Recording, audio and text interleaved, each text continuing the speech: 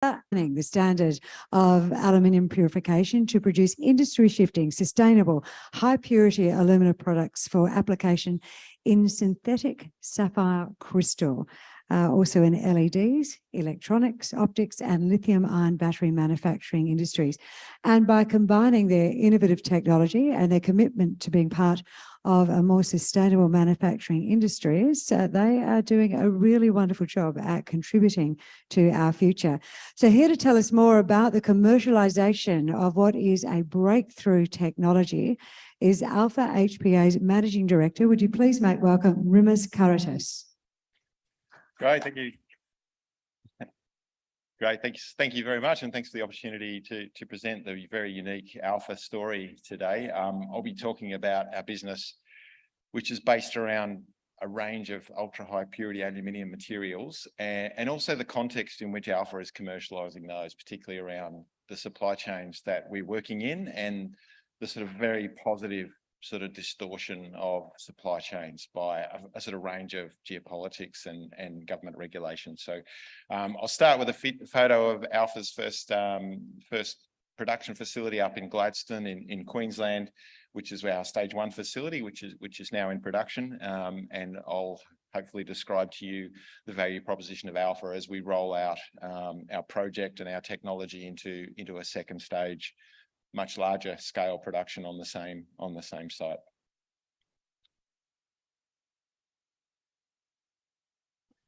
So a quick intro into Alpha. We're not a mining business. We have a very unique purification technology that allows us to produce a very a sort of industry leading range of aluminium materials for high technology sectors. So we're very much an industrial tech business based around a key processing technology.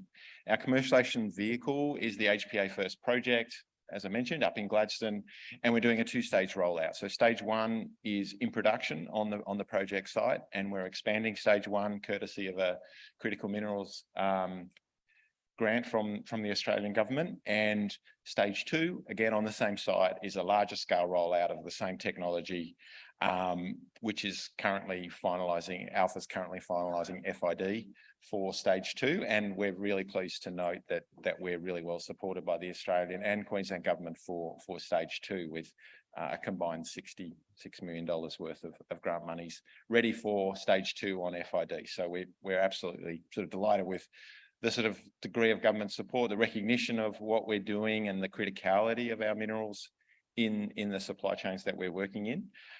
In March 20, we released the DFS, which we reference at the bottom, that we're currently updating. But the March 20 DFS showed an incredibly robust business, around an average around 200 million Australian dollar free cash flow per annum. Now, as I mentioned, we're updating that. Those metrics we expect to be very much preserved, and we look forward to bringing that to the market extremely soon. So as we introduce the business, let me work through the disclaimers. And I really want to talk about Alpha's process because it underpins the business.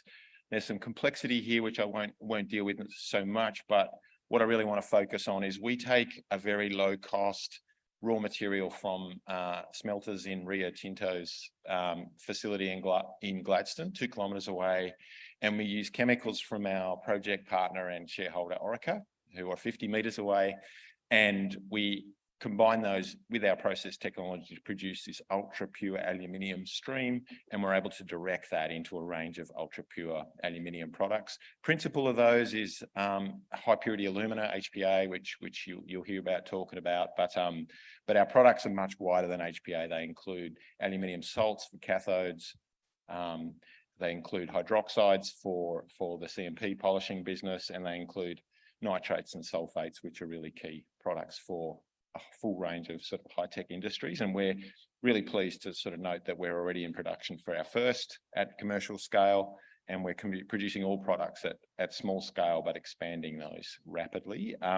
If you look across our product range, what I really want to focus here is this is a summary of our product range. So there's 5 sort of key product areas, but you can see at the bottom what sectors that do we service are all high-tech sectors, and they're all sectors where very much critical mineral aspect to them, and where supply chains are becoming really critically important. Lithium-ion batteries probably really well understood by the sort of generalist audience.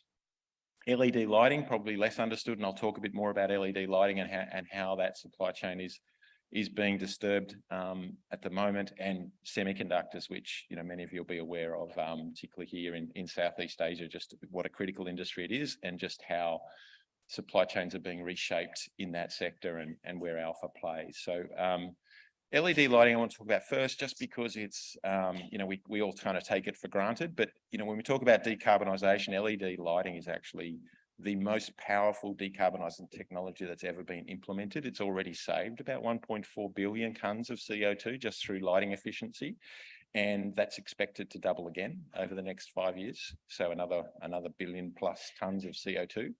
5% of all electricity generated globally is commercial and residential lighting. To give you an idea, if LEDs had never been invented and implemented, that would be closer to 16%. So you can see what an incredible saving it's already produced, and it's now being disrupted again by the introduction of micro LEDs, which is a technology thematic inside LED lighting, which is reshaping this sector again. And I want to highlight the yellow box because this is how Alpha's materials are so critical to the LED sector. We produce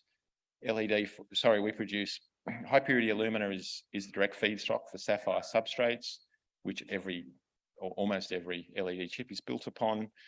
Our material goes into LED phosphors, which down convert the light that you see with your eye, and increasingly our precursors are being used for micro LED phosphors. If you look at the LED as a chip, which is simply what it is, it's a light emitting semiconductor.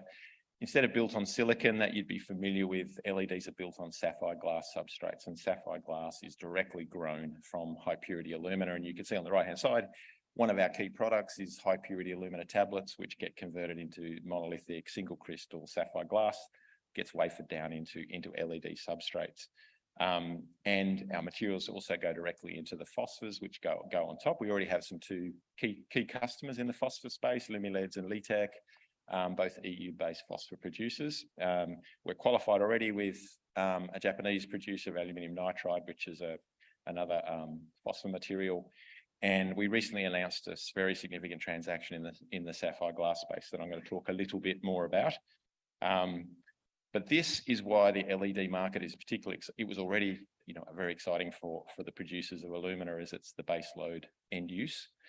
But the adoption of micro LEDs is set to double the entire sector. So everything and all the raw materials that feed into LEDs will be doubled by the adoption of micro LEDs. Bloomberg reported in January that Apple are moving to micro LED displays, and with others expected to follow. And this is a dramatic development for the sector. That means that everybody supplying the sector is set to benefit, and in particular, sapphire glass production. And sapphire glass is the conversion of densified high purity alumina that Alpha already manufacture into sapphire glass. And this is an example of a sapphire glass bull, as it's referred to in the sector, and that'll get wafered down and LED chips were built upon it.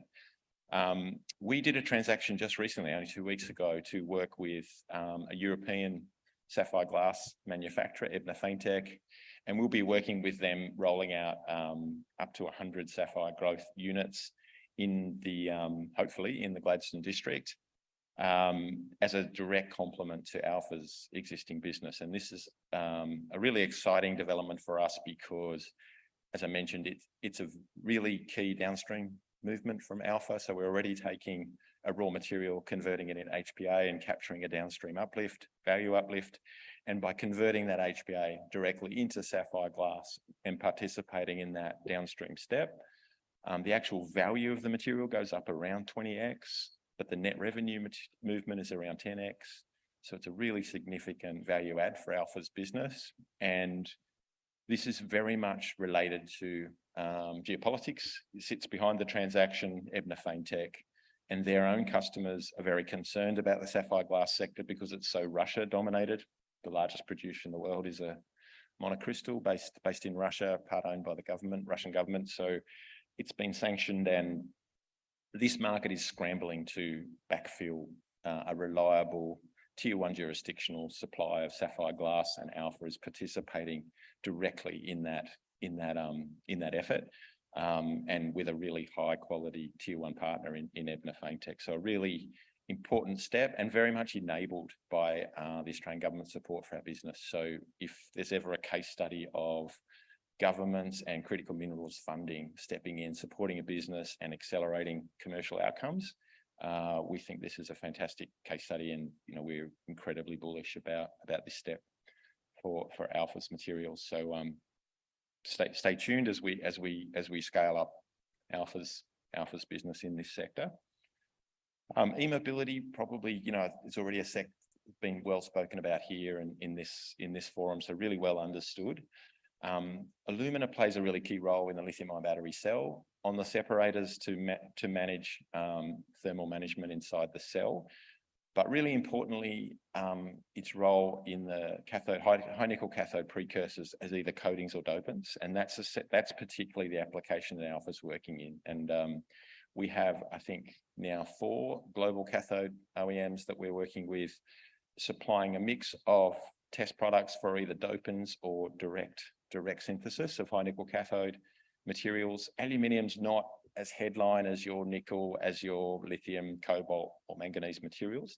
It's typically between 1% and 5% of the cathode, so it's much it's a smaller and not as headline grabbing, but it's critically important to high nickel cathode stability, and a reliable high purity supply from a tier 1 jurisdiction is one of our sort of key key offering in this space. So I sort of break this down in some more detail. I think in time, if you get the opportunity to come and talk to us in the booth, I'd love to sort of step through these applications in more detail, but principally some examples of our materials coating cathodes, coating lithium-ion battery separators, and coating the anode materials as well. So it's quite a varied and technically relatively complex application, but we have a range, I think, of nearly 12 counterparties that we're in advanced stage qualification test work across separators, cathodes and anode materials. So a really important part of our business. And this is like a kind of a proxy for aluminium material demand. You would have seen sort of similar graphs for lithium, nickel, etc. But even when you're applying 1% to 5% aluminium sulfate in NCA or NCMA cell chemistries, it has a dramatic demand effect on forward demand for aluminium sulfate. So you can see this is a sort of 5x demand in 7 years for aluminium sulfate directly into cathode. Alpha expects to produce between 1,000 and 2,000 tonnes within a 500,000 tonne market. So we're very much a tiny piece of this market, very focused on the premium end use. But it's a really exciting sort of supply demand setup for Alpha's market entry. And when you look at who's using what chemistries, this is from the P3 group out of Germany, who some of you may know, who support the UBS battery materials research. Essentially everyone in that green box is using or will be using aluminium materials, either as a direct synthesis chemistry salt or as a dopant. So they're all in our either actively working with Alpha or on our target list. So we're a significant part of the cathode market, or our materials can go into the cathode market. And the other sector that's been, I think some of the early talkers spoke about the effect of the IRA and just how it is sort of reshoring and friendshoring materials supply to jurisdictions like Australia. The other sector that is being really heavily sort of influenced by government stimulus and government legislation is the semiconductors sector, and in particular the high-end silicon carbide-based processing chips, which are very much the target of the CHIPS Act, the US CHIPS Act. And the reason why we sort of have begun to talk about this sector and it's become a really important part of Alpha's product development business is that we have, for the first time, actually received a lot of inbound calls around our materials being used in the polishing slurries. Polishing slurries for semiconductors is about 7% of the sector. So it's actually a relatively small part of an enormous sector, and therefore it's an enormous market on its own. And Alpha's nanomaterials, nano HPAs, are the key abrasive material that's being tested globally for CMP slurries. We will be incorporating nanomaterials in our final project configuration, and it's become a really important part of our business. But you know, the reshoring thematic really playing into Alpha's sweet spot here. The other sort of critical part of what we do is the carbon profile of how we operate. Because HPA is traditionally manufactured, or indeed all high purity aluminium materials are based around an aluminium metal feedstock, you inherit the carbon profile and the cost profile of an aluminium feedstock. Now, Alpha uses a chemical process. We use a readily available raw material that's very early in the aluminium supply chain. So as a result, we can reduce CO2 emissions by around 70%. And this is incredibly important and increasingly important for our customer target list and the groups that we're working with. So not only do we offer a premium product, but we offer it with essentially a CO2 reduction for free. Just a couple of photos to give you a sense of, visualize the business. Here's our 3,500 square meter facility up in Gladstone. You can see the proximity to Orica and the ability for us to integrate with their processes. We bring process reagents in and return a byproduct. So we have a zero waste residue facility. In the background, you can see the source of our feedstock being Rio Yarwun. So it's a fabulous location up there in Gladstone, and we're very, very much leveraging existing industries. So I mentioned stage one is in production. We have well over 100 tonnes of our aluminium nitrate product that we will allocate into some contracts within the next month or two. So please keep an eye out for that. And we're also in the process of converting that material into our alumina products. And here's various photos of products going out the door from our stage one facility. In addition, I mentioned earlier, we had a critical minerals grant to expand stage one facility. So everything in pink here is our expansion project. This is running now. So we're an operating facility as well as a construction site. So it's extremely busy. By the end of this year, we'll be producing every product within our range at either production or commercial scale. So it's a really exciting development and wonderful to have critical minerals support. And when you look at how our business will scale, as I mentioned, we all on the same site, all owned by Alpha, all permitted. Stage two, a significant scale up, and now over $60 million of government support already for stage two, which is wonderful. We have a global market network. We have agents globally supporting small scale sales and all of our product development work. This is a really intense qualification process, sometimes takes up to 2.5 years. And we're 3.5 years into engaging with the market. And we're really excited about making some announcements shortly about key customers. Here are the customers and counterparties that we can announce publicly. Most of the test work, you'd appreciate, done under NDA. So once it's reached commercial outcome, we're able to bring that to the market. As the company sort of steadily built and expanded and commercialized its technology, we have, I think, developed a really strong test record of adding value to the business. We expect to continue to do that. And if you look at a 3-year sort of price chart, we have progressively expanded the value of the business, and we're really excited about particularly the next 3 months as we continue to do that. And I thought I'd finish with what was relatively recent news, which is the support of Orica as a major shareholder. Not only have they joined the register, but we're also working with them on a North American expansion project. And this is the reason why. This is the rollout of all of the battery sector capital projects in North America, and our project plans to be next to Orica right there in Alberta to support the North American sector. And this doesn't include the semiconductor rollout, which is a sort of an equivalent map. So please stay tuned, and thank you very much for the opportunity. We really look forward to delivering some really key value catalysts over the next few months. So thank you very much. Thank you very much, Rimas. We're moving across to nickel now. And just under a year ago, Nickel Mines Limited changed their name to Nickel Industries Ltd, and that pretty much reflected the company's transition from explorer and miner of nickel ore to a globally significant downstream processor of nickel metal. It's a pretty interesting story because they're rapidly growing towards their goal of becoming one of the world's largest nickel producers. They've got a diversified suite of nickel products. They've got some of the world's largest or lowest carbon intensity. They've also got a really low OPEX.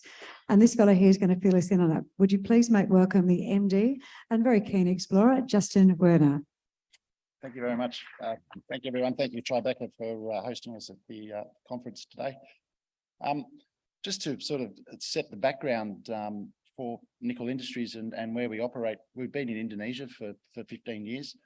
Indonesia last year produced 50% of the world's nickel output.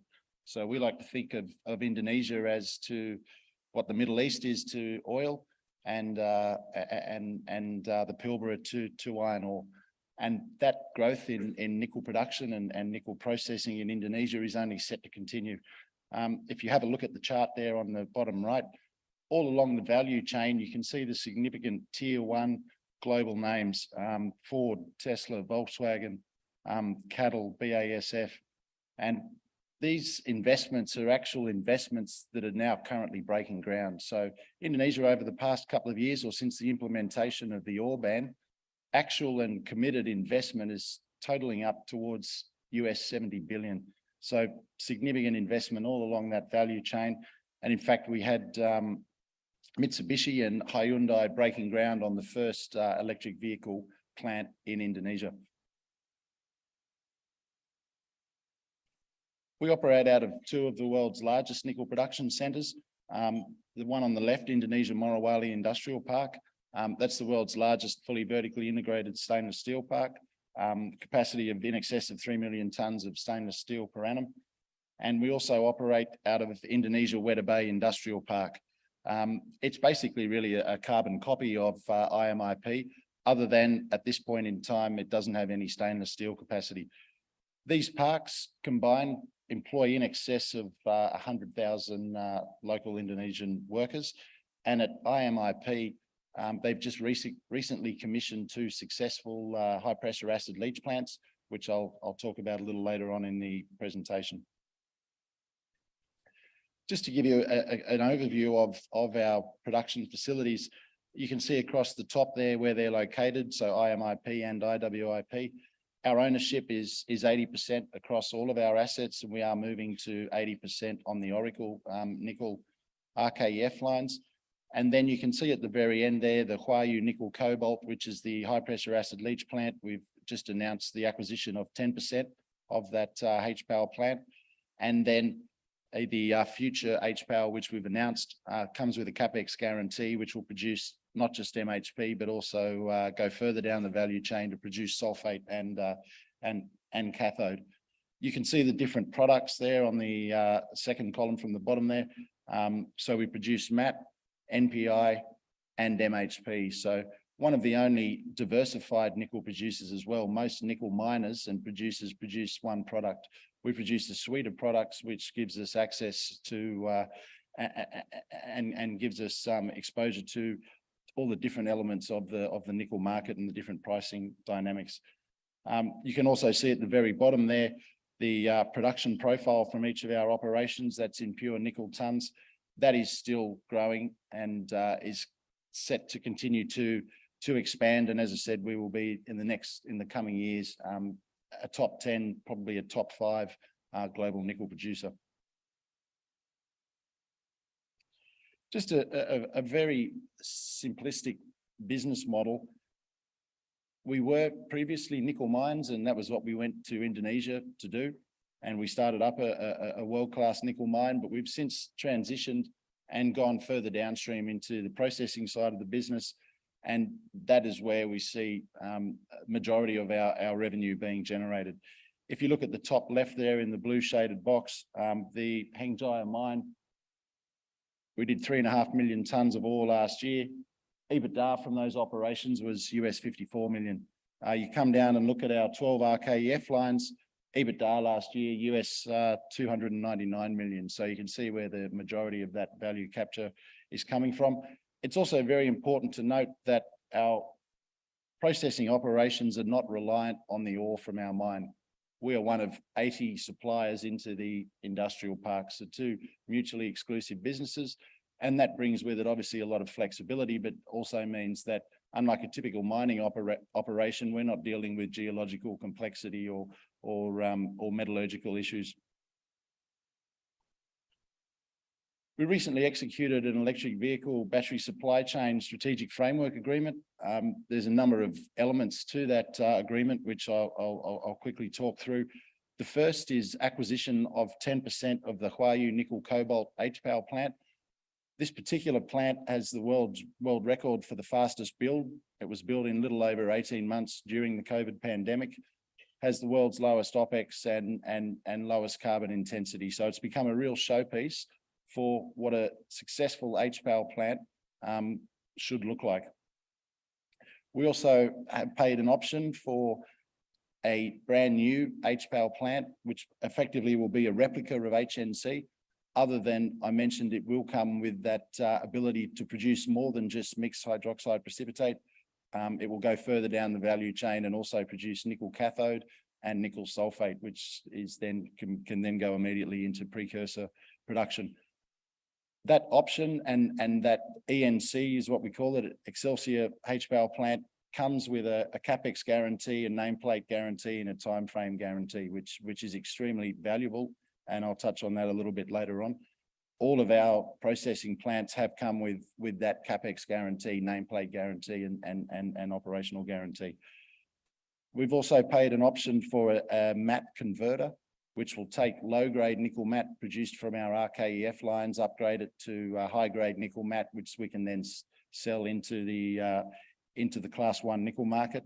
And then finally, as I mentioned, we're just increasing our ownership in Oracle Nickel, which is now commissioning from 70% to 80%, and that just provides consistency across all of our operations in terms of 80% ownership.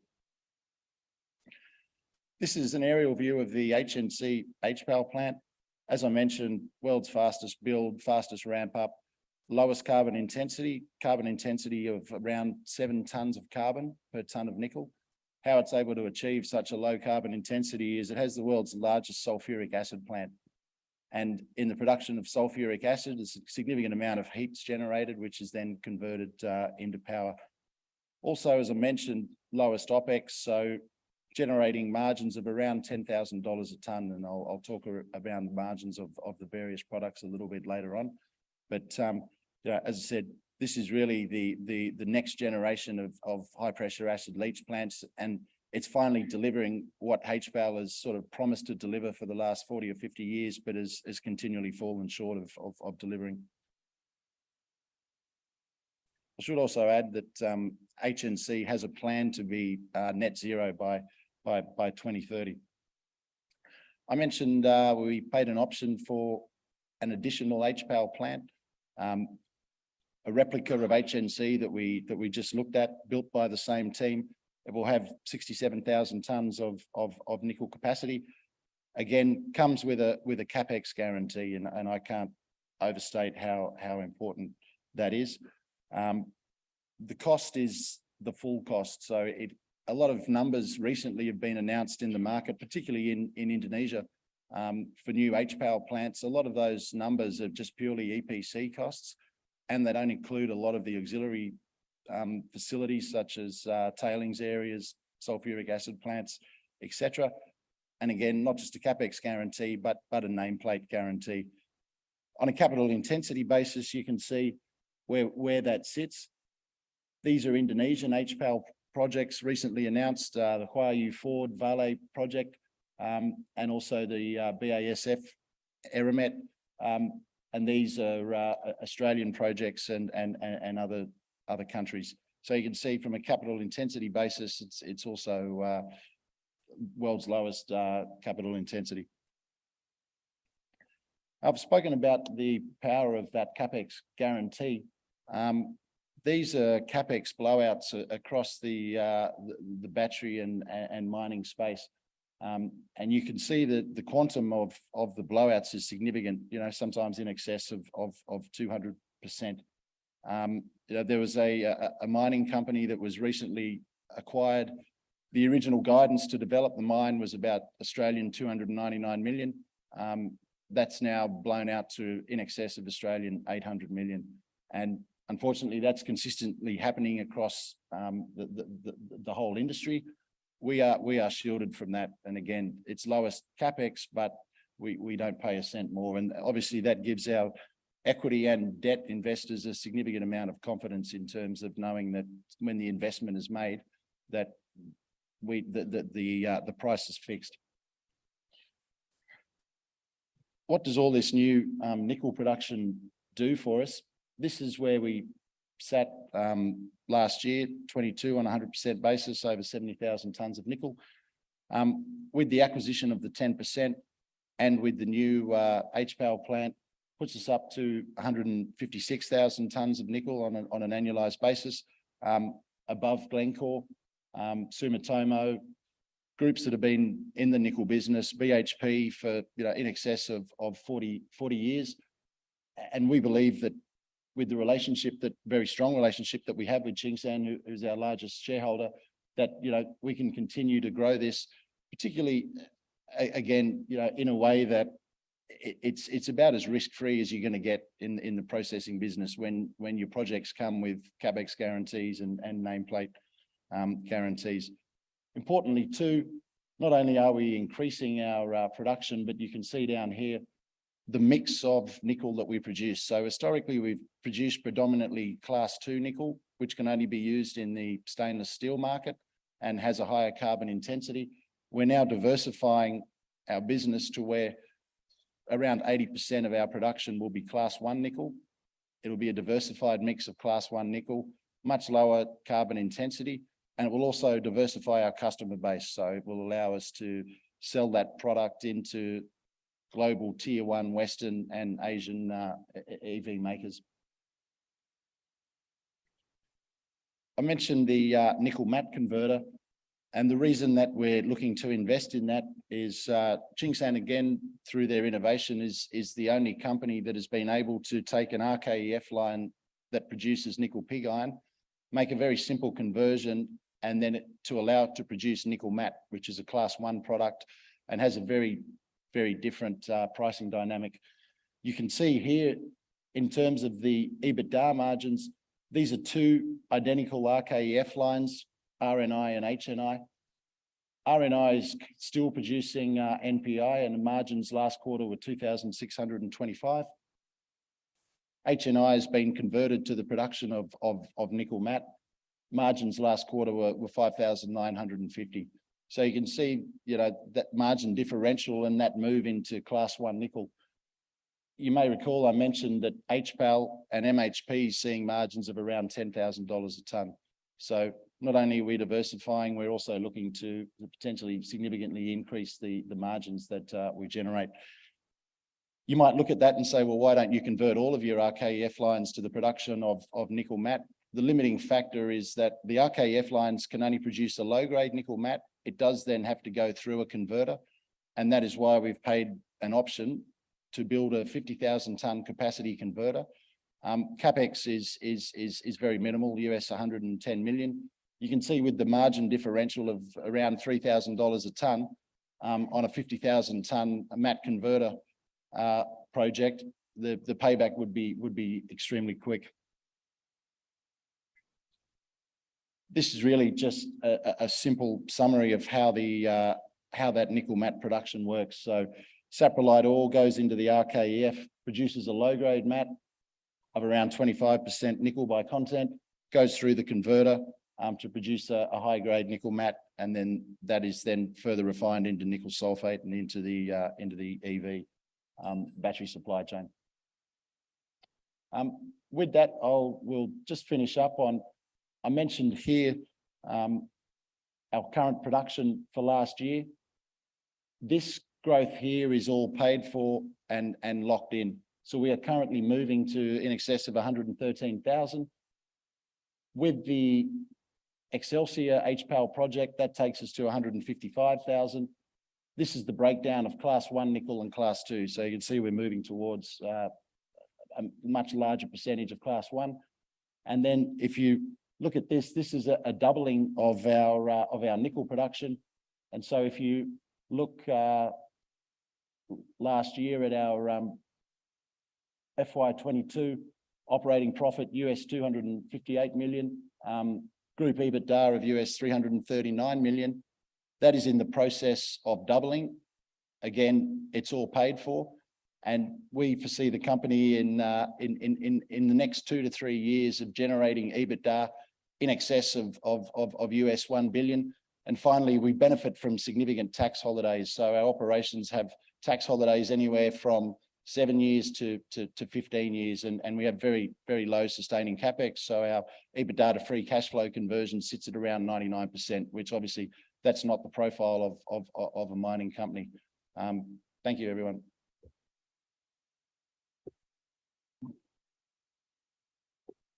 Justin, I have to admit that I actually rushed you at the end there. So is there any other points that you wanted to clarify? I had a small problem with my timer and I would hate to eat into your opportunity to communicate everything fully with people. No, look, the only final 2 points in the presentation was our Hengjaya mine. I haven't touched on that much, but that's a very important asset, 3.7 million tonnes of contained nickel metal currently. So that puts it up amongst the top 10 global nickel resources. You can see it on the chart here.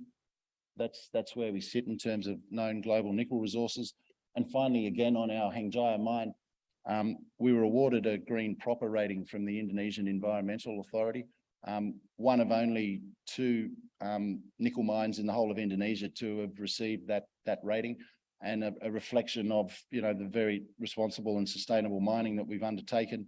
And so we've had representatives from Tesla to the German Chamber of Commerce come and visit our mine as they become more interested in upstream and source of the ore. So it's very important strategic asset. Strong cash generation will continue to grow, and I think most importantly is you know, one of the best run and acknowledged as one of the most environmentally sustainable mines in Indonesia. So final 2 points. Thank you. Thank you. And one which your MC should not have cut you off from telling everyone. My apologies. Thank you. Would you please thank Justin, everyone? You know, you get to a point you think, I know he's missed something and I've cut him off. So I want to make sure that that came across. So all on your MC then. Let's see how I go successfully with our next one. We're going Global Lithium. Can I invite Ron Mitchell up to join us on the stage? Hello, Ron. Now, Global Lithium is an established lithium exploration company. They have a focus on 2 highly prospective, 100% owned Western Australian projects. They've got the Mana Lithium project, which is in the Goldfields, and the Marble Bar Lithium project, which is up in the Pilbara region. Ron, far away. You've got 20 minutes and I promise to get the timer on correctly. Yeah, thanks, Chrissy. Thanks to Stuart Jackson putting on a really excellent event, inaugural event here in Singapore. And it's a great pleasure to be part of this and bringing our story to the Singaporean investors for the first time. I think we've got an incredible story to be delivering and unfolding throughout the course of this year and into next. And one thing I will say, just echoing some of the other speakers talking about the energy transition, and we're embarking on that, it's still very early days. And that's really testament.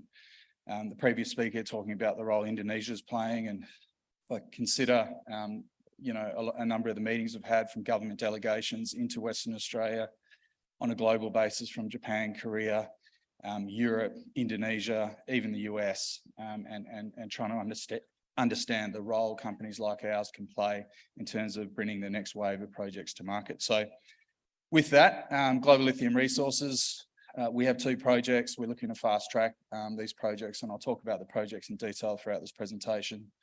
But importantly, having great assets in the ground is one thing, and having a really, really strong, experienced team to be able to unlock the value of those assets is really the second piece, and that's where I think we're quite different. We have 2 assets that are in advanced stages of a combination of advanced exploration and development. And that's really where the upside comes with us as a company in terms of continual growth, building out our resource. And of course, that will be reflected in our share price going forward. Standard disclaimer, please encourage you to read it at your leisure. So again, the value proposition for us as a company, we've got a wonderful starting position in terms of our resource. 50 million tonnes across both projects located here in Western Australia. And this gives us really wonderful development optionality. They are the two best types of raw material to be producing downstream lithium chemicals for the electric vehicle battery industry. These are both spodumene outcropping resources. And spodumene, and this isn't anecdotal, this is real-time feedback from the industry. Spodumene does concentrate to produce a wonderful, consistent, high quality raw material for the electric vehicle battery industry. And ultimately, this is something the car makers are really looking for. You know, it's one thing producing product on a consistent basis, but another thing entirely to be able to do it batch to batch to batch to batch. And that's where the liability comes in. And this is what makes contracting in this industry really, really challenging, because it is still evolving. And this is where we have a lot of experience. I've personally been doing contracts, offtake agreements in the space for the best part of 12 years. Both of our resources are JORC compliant. So lithium JORC compliance is not an easy road. We've been and have developed our two projects, two of only 14 JORC compliant lithium resources in Australia. I think that's really meaningful. And we own these two assets outright. If you think about, a lot of the other resources are managed under joint ventures. So there's clearly an equity split in terms of ownership of those resources. And this puts us in an incredible position in terms of continuing to grow out these resources throughout the course of this year and next. We do operate in the world's best mining jurisdiction. The Fraser Institute last year voted Western Australia as the best mining jurisdiction on the planet for investment. And even within Western Australia, our two projects are located in incredible mining jurisdictions in their own right. So the first, our Marble Bar project in the Pilbara, home for obviously iron ore, but also there's two existing high quality lithium projects adjacent to our asset in Marble Bar. And secondly, as Christina mentioned, being a Kalgoorlie girl, our second project, the Mana Lithium project's located about 100 kilometres east of Kalgoorlie. So wonderful, wonderful places to be developing mines, very strong rule of law, a very good engagement with local communities, and most importantly, fantastic infrastructure and all of the relevant disciplines to be able to bring these projects to market. We do have two, excellent strategic investors on our register, taking around 20%. One is a downstream company based in China, Suzhou TANA, which is a controlling shareholder of Stanley, a company that's just done quite a major deal with Ford Motor Group. They have around 110,000 tonnes of downstream lithium hydroxide capacity in China. And the other partner, Mineral Resources, and again, Mineral Resources has been a wonderful partner, a pioneer really in hard rock development in Western Australia, and they currently own two projects under joint ventures also in Western Australia. Importantly, 70% of our total offtake remains uncontracted. We really view our offtake position as a weapon. It's important because offtake, as it's traditionally been undertaken, is dead in the water as it relates to these high quality assets that we're looking to proceed with. So what you can expect to see in terms of offtake going forward is counterparties taking a real partnership position with the company. And by that I mean, significant capital prepays and even equity subscription in the company. And that will continue to evolve throughout the course of this year. We do have a lot of lithium experience within the team. I've been in the sector 13 years working for big lithium miners, and similarly our geological experience of our geo team's got more than 80 years of lithium experience. Most of our geos have handled all of the lithium that's been discovered so far in Western Australia. But we do have a really strong broader management team as well. I think that's key, as I said earlier, unlocking the value of these assets going forward. There's three really core pillars to our company, and it's very much a culture, high performance driven company culture, exploration, and that's where our upside's coming. Project development, we've got a real gun project metallurgist with a PhD who's leading our project studies going forward, and he's got a fantastic in-house team working under him. And the third is approvals. And approvals is a critical path for every project in the mining industry, and we've got a really formidable approvals team. So just a quick snapshot of the company. We're a young company. We've only been listed on the ASX since May of last year. So we're coming up on May of 21. So coming up on our 2-year anniversary. We've got, quite a tight register at the moment. As I said, a couple of strategics taking around 20%, a couple of high net worth individuals, one of whom is in the room today, taking around 12%, and then board and management with reasonable skin in the game, about 4.5%. The balance is a combination of retail and institutional. So we are looking to roadshow quite significantly throughout the course of this year, really taking our story offshore to global investors for the first time. We think we've got a really compelling story that will resonate really well. Market cap sitting around 360 million, 257 million shares on issue. Importantly, we're well capitalised. We're really fully funded all the way through to final investment decision on our project. And there's a number of brokers covering the stock, as you can see on the bottom. We are in the world's best mining jurisdiction. Iron ore has created this Team Western Australia brand. It's not just in Western Australia, the incredible experience and talent pool we have. I think it's well recognised by our global partners. And Western Australia has incredible trading partnerships with Japan, Korea, China, Europe, and of course the US. And this is where the value is for our companies. And iron ore has really paved the way for that by building out this incredible infrastructure, port, rail, road. And the mining industry, the lithium mining industry, has a great opportunity to leverage off the back of that incredible infrastructure. And this is where Western Australia is peerless on a global basis. Not only do we have incredible assets, we own 2 of those incredible assets, but it's all the softer disciplines around the technical capability, logistics capability, infrastructure, legal, commercial, technical. Just about everyone you meet in Western Australia who's involved in the mining industry is very familiar with lithium, and this is quite unique to our jurisdiction on a global basis. And this is where I think personally a lot of other nations are going to struggle, because they just don't have this ecosystem of expertise that we have. A lot's been talked about pricing. Spodumene pricing's holding up incredibly well. Current pricing as of only a handful of days ago was around $4,500 to $5,500 US a tonne. A lot of the talk about, some of the oversupply in the China jurisdiction specifically is on the back of some inferior domestically sourced lithium carbonate units, which are non-preferred in the electric vehicle battery industry. Happy to talk more about pricing post-presentation. Please come along to the booth and I'll share my views. Lithium has been in the headlines quite significantly recently. There's been a lot of investment into Western Australia by offshore entities. And I think the bid that came in last week from Albemarle on Liontown is probably case in point. You've got the world's biggest lithium company, US domiciled, who has made a play for an Australian explorer, a developer, and a hard rock developer. I think that sends a really powerful message. But not just Albemarle. SQM is very active in the West Australian space now, and we're seeing through the discussions we're having with downstream partners, there's just incredible interest. And again, this industry is only just getting started.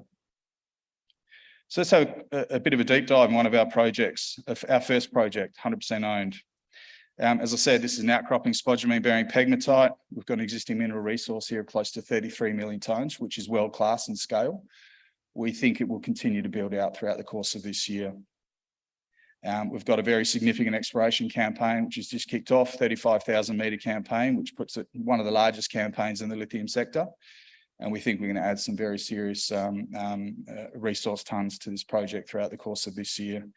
But we're not waiting. We're moving. We're moving directly into development. We've just completed a scoping study, which suggests really strong project economics. That's given the board enough confidence for us to progress directly to a definitive feasibility study, which is now underway. The infrastructure piece, again, incredible infrastructure here.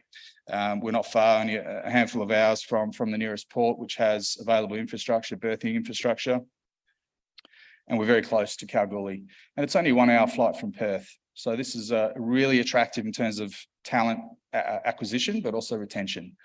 1 hour flight from Perth plus a 1 hour transit to site, compared to other parts of the world where you might have a mining asset that's effectively stranded because it's just so far from anywhere.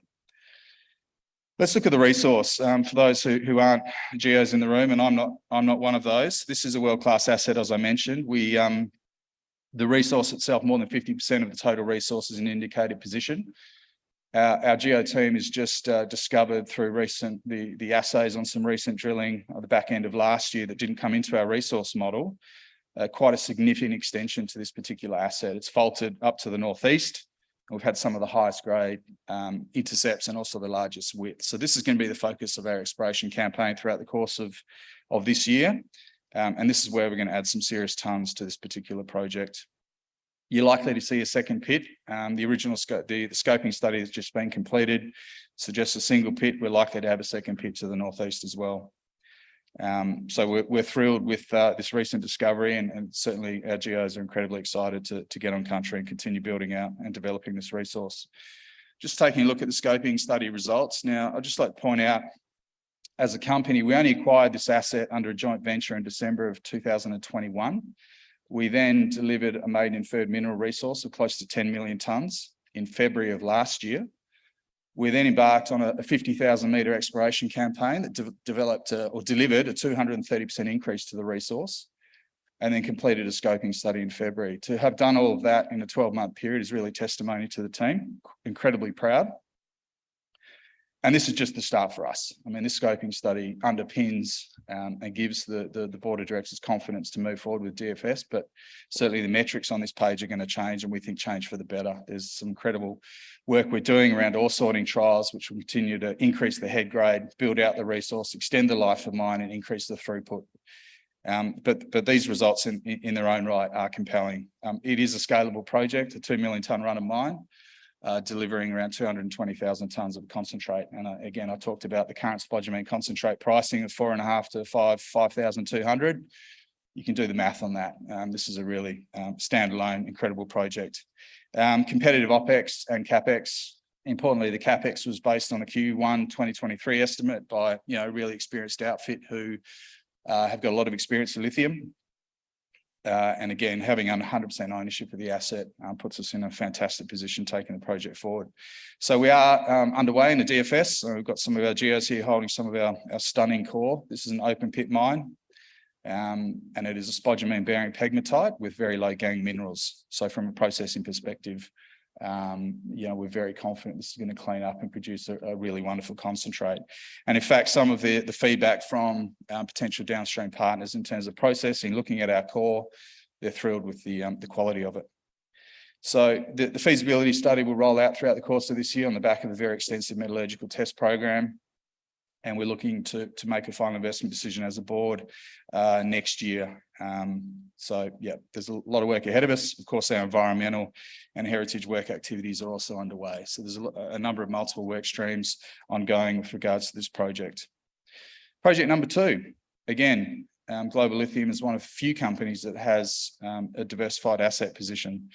This project's located up in Marble Bay. You can see our tenemency package on the right here. It's very close to the Pilbara Minerals mine, and also the Mineral Resources Albemarle joint venture, the Wodgina mine, very similar geology. We have an 18 million tonne resource here at 1%. This is a very large land package, and this is where, again, there's quite significant upside ahead of us with regards to this year's exploration campaign. It's highly prospective ground.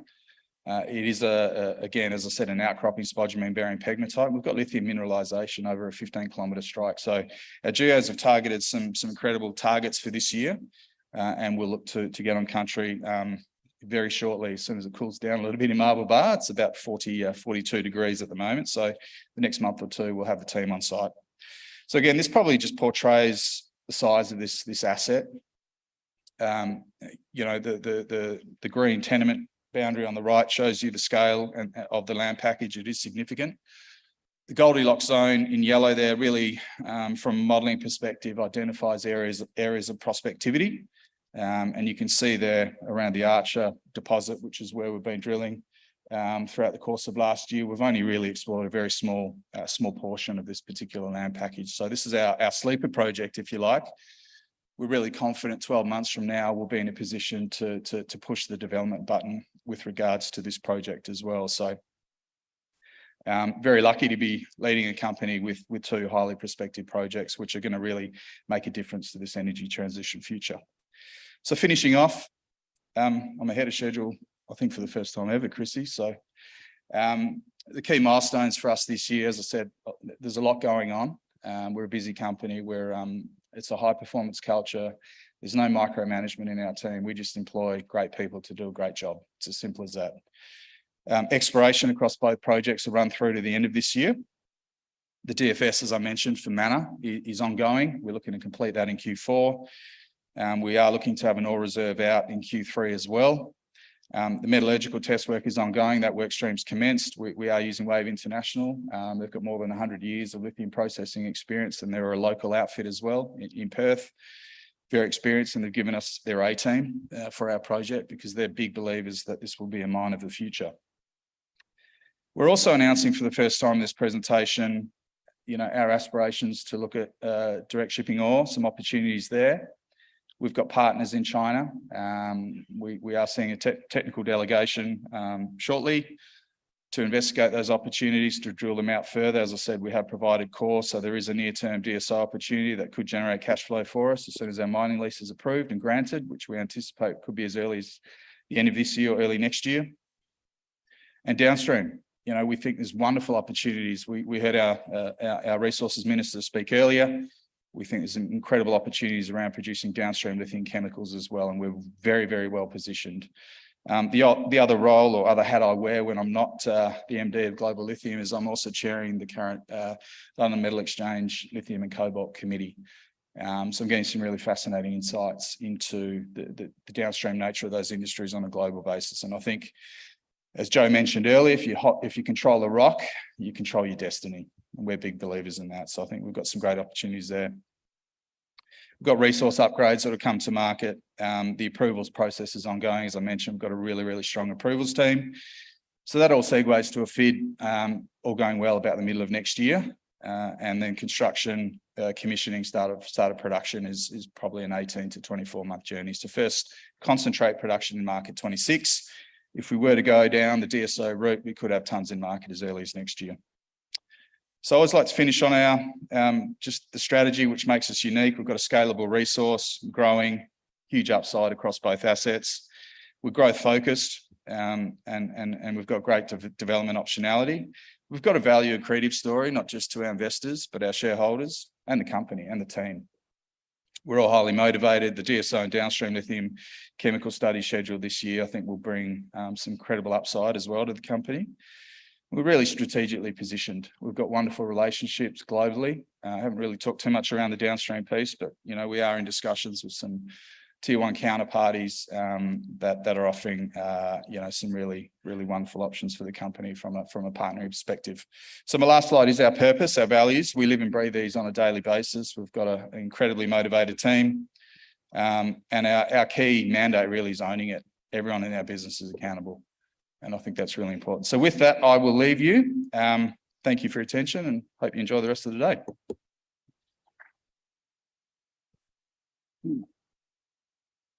Yes, Mr. Mitchell. Hey, how did you get to be the chair of London's Global Lithium, Cobalt and all the rest of it? How did your boy from here get over there and do that? Yeah, I've been in the industry a long time. So when the LME first looked to bring in this cash settle futures contract for lithium hydroxide, they did some marketing, and I was at a lot of these conferences on a global basis. I met the LME team, developed a good relationship with them, and they thought, I guess with my experience, both on the upstream and downstream, I'd be a good fit. So that's worked out well. Well done. Congratulations to you. It's a great title, great role. And what Ron was saying about Kalgoorlie is true. Such a fantastic place to live and to work. If you ever have the chance to go out there and investigate it further, one of my roles is as a TV producer with the Nine Network in Australia. And we were out at Hoover House, and you all know Hoover, one of the presidents of America. He used to be a mining engineer out in the goldfields. There's some really interesting history out there. We're going to move to the northwest of Western Australia, and we're going to go to a little place which is, if you can picture the northwest of Western Australia, half an hour's drive inland from the mining port of Karratha, and also half an hour's drive inland from the best fish and chip shop in Western Australia, Point Sampson, is the Andover Nickel Project. Well, it's been called the Andover Nickel Project for a while. It was identified by one of WA's most iconic geologists, a fellow by the name of Mark Creasy, and it was secured by Azure 3 years ago, Tony, is that right?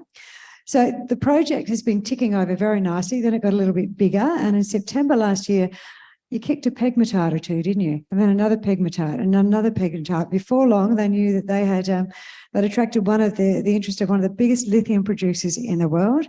So it's now called at the gate the Andover Battery Metals Project. So what does it mean for Azure?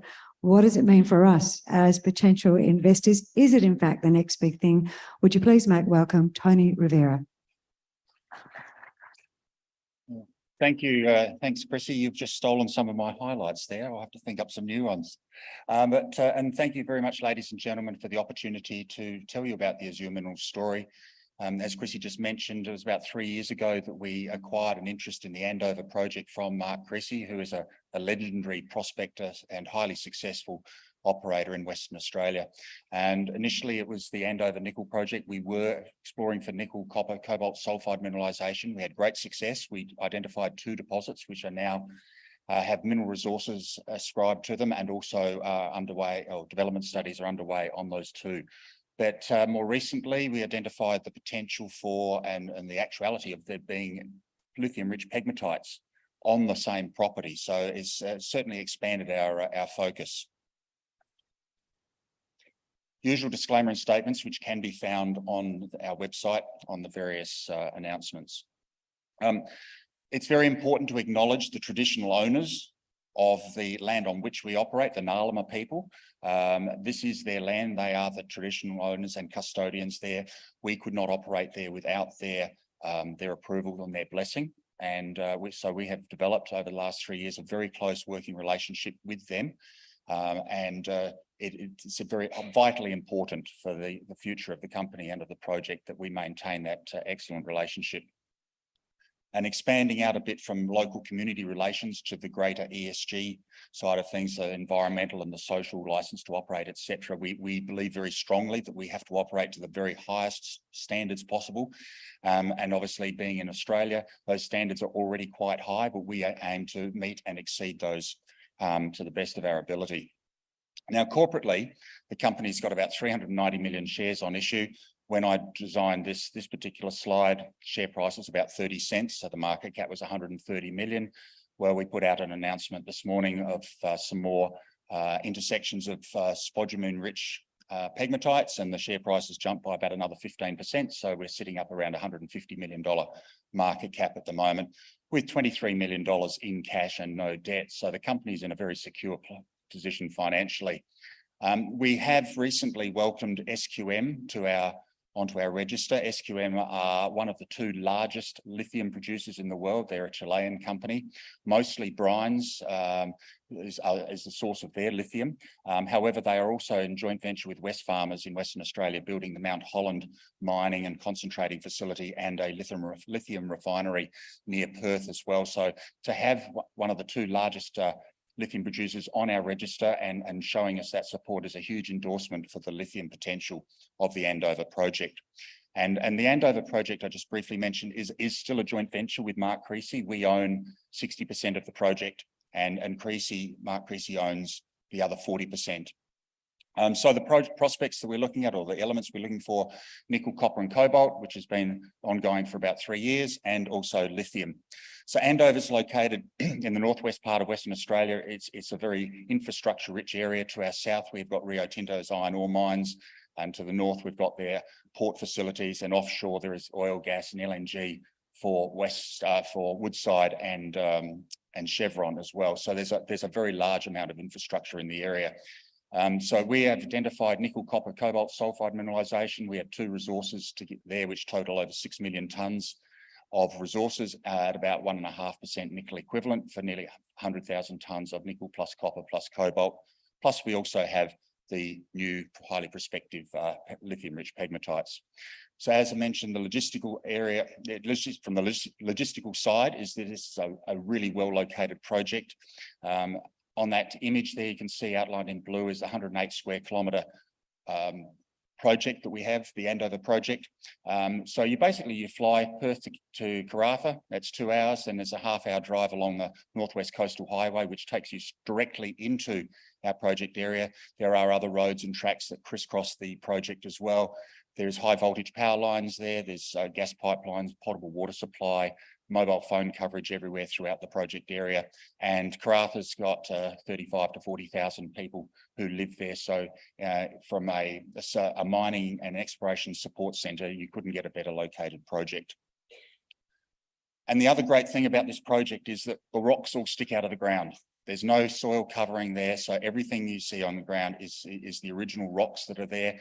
And so it's traditional boots on the ground exploration with our geologists walking across the ground, mapping and sampling as they go, and identifying really good looking rocks at surface. For example, there's copper rich mineralization shown in the bottom left hand image there, the bottom right hand high grade nickel gossans sticking out of the ground, and the upper image is the high grade lithium rich pegmatites that we've identified as well. So just traditional exploration is identifying these targets, and that's always followed up with drilling. So we move into the lithium side of things. There's the project area, 108 square kilometres. We've identified over 700 outcropping pegmatites throughout that eastern and central part. They're shown there as those red shapes on the image. And of all of those pegmatites that we've identified in that pegmatite swarm or that field, all of them are located within our property. That this pegmatite swarm does not appear to go outside of our project boundary, which is quite remarkable. And this particular pegmatite swarm is over 9 kilometres long, 4 to 5 kilometres wide on the eastern end. And individual pegmatites we've observed over 1 kilometre long and maybe 100 metres or more wide at surface. And this is what they look like. It's basically rolling hills with a bit of spinifex grass covering it. So that makes the rocks really easily identifiable. The pale rocks are the pegmatites, the dark rocks are the host mafics and ultramafics. So very easy to identify, very easy to map and sample. And so that's what we've been doing a lot of. So late last year, we had completed nearly 800 samples were collected. And of those 800 samples, you can see there the numbers that are very high grades, 2%, 3%, all the way up to nearly 5% lithium oxide in some of those samples. So very high grades at surface. And the challenge is, are those grades replicated in the drilling? Well, it appears that they may be so. So this was a drill hole we drilled very late last year. It's the first drill hole that we've actually intersected mineralized pegmatites up until the end of last year, hole 199, so a bit over 7 metres at 1.5% lithium oxide.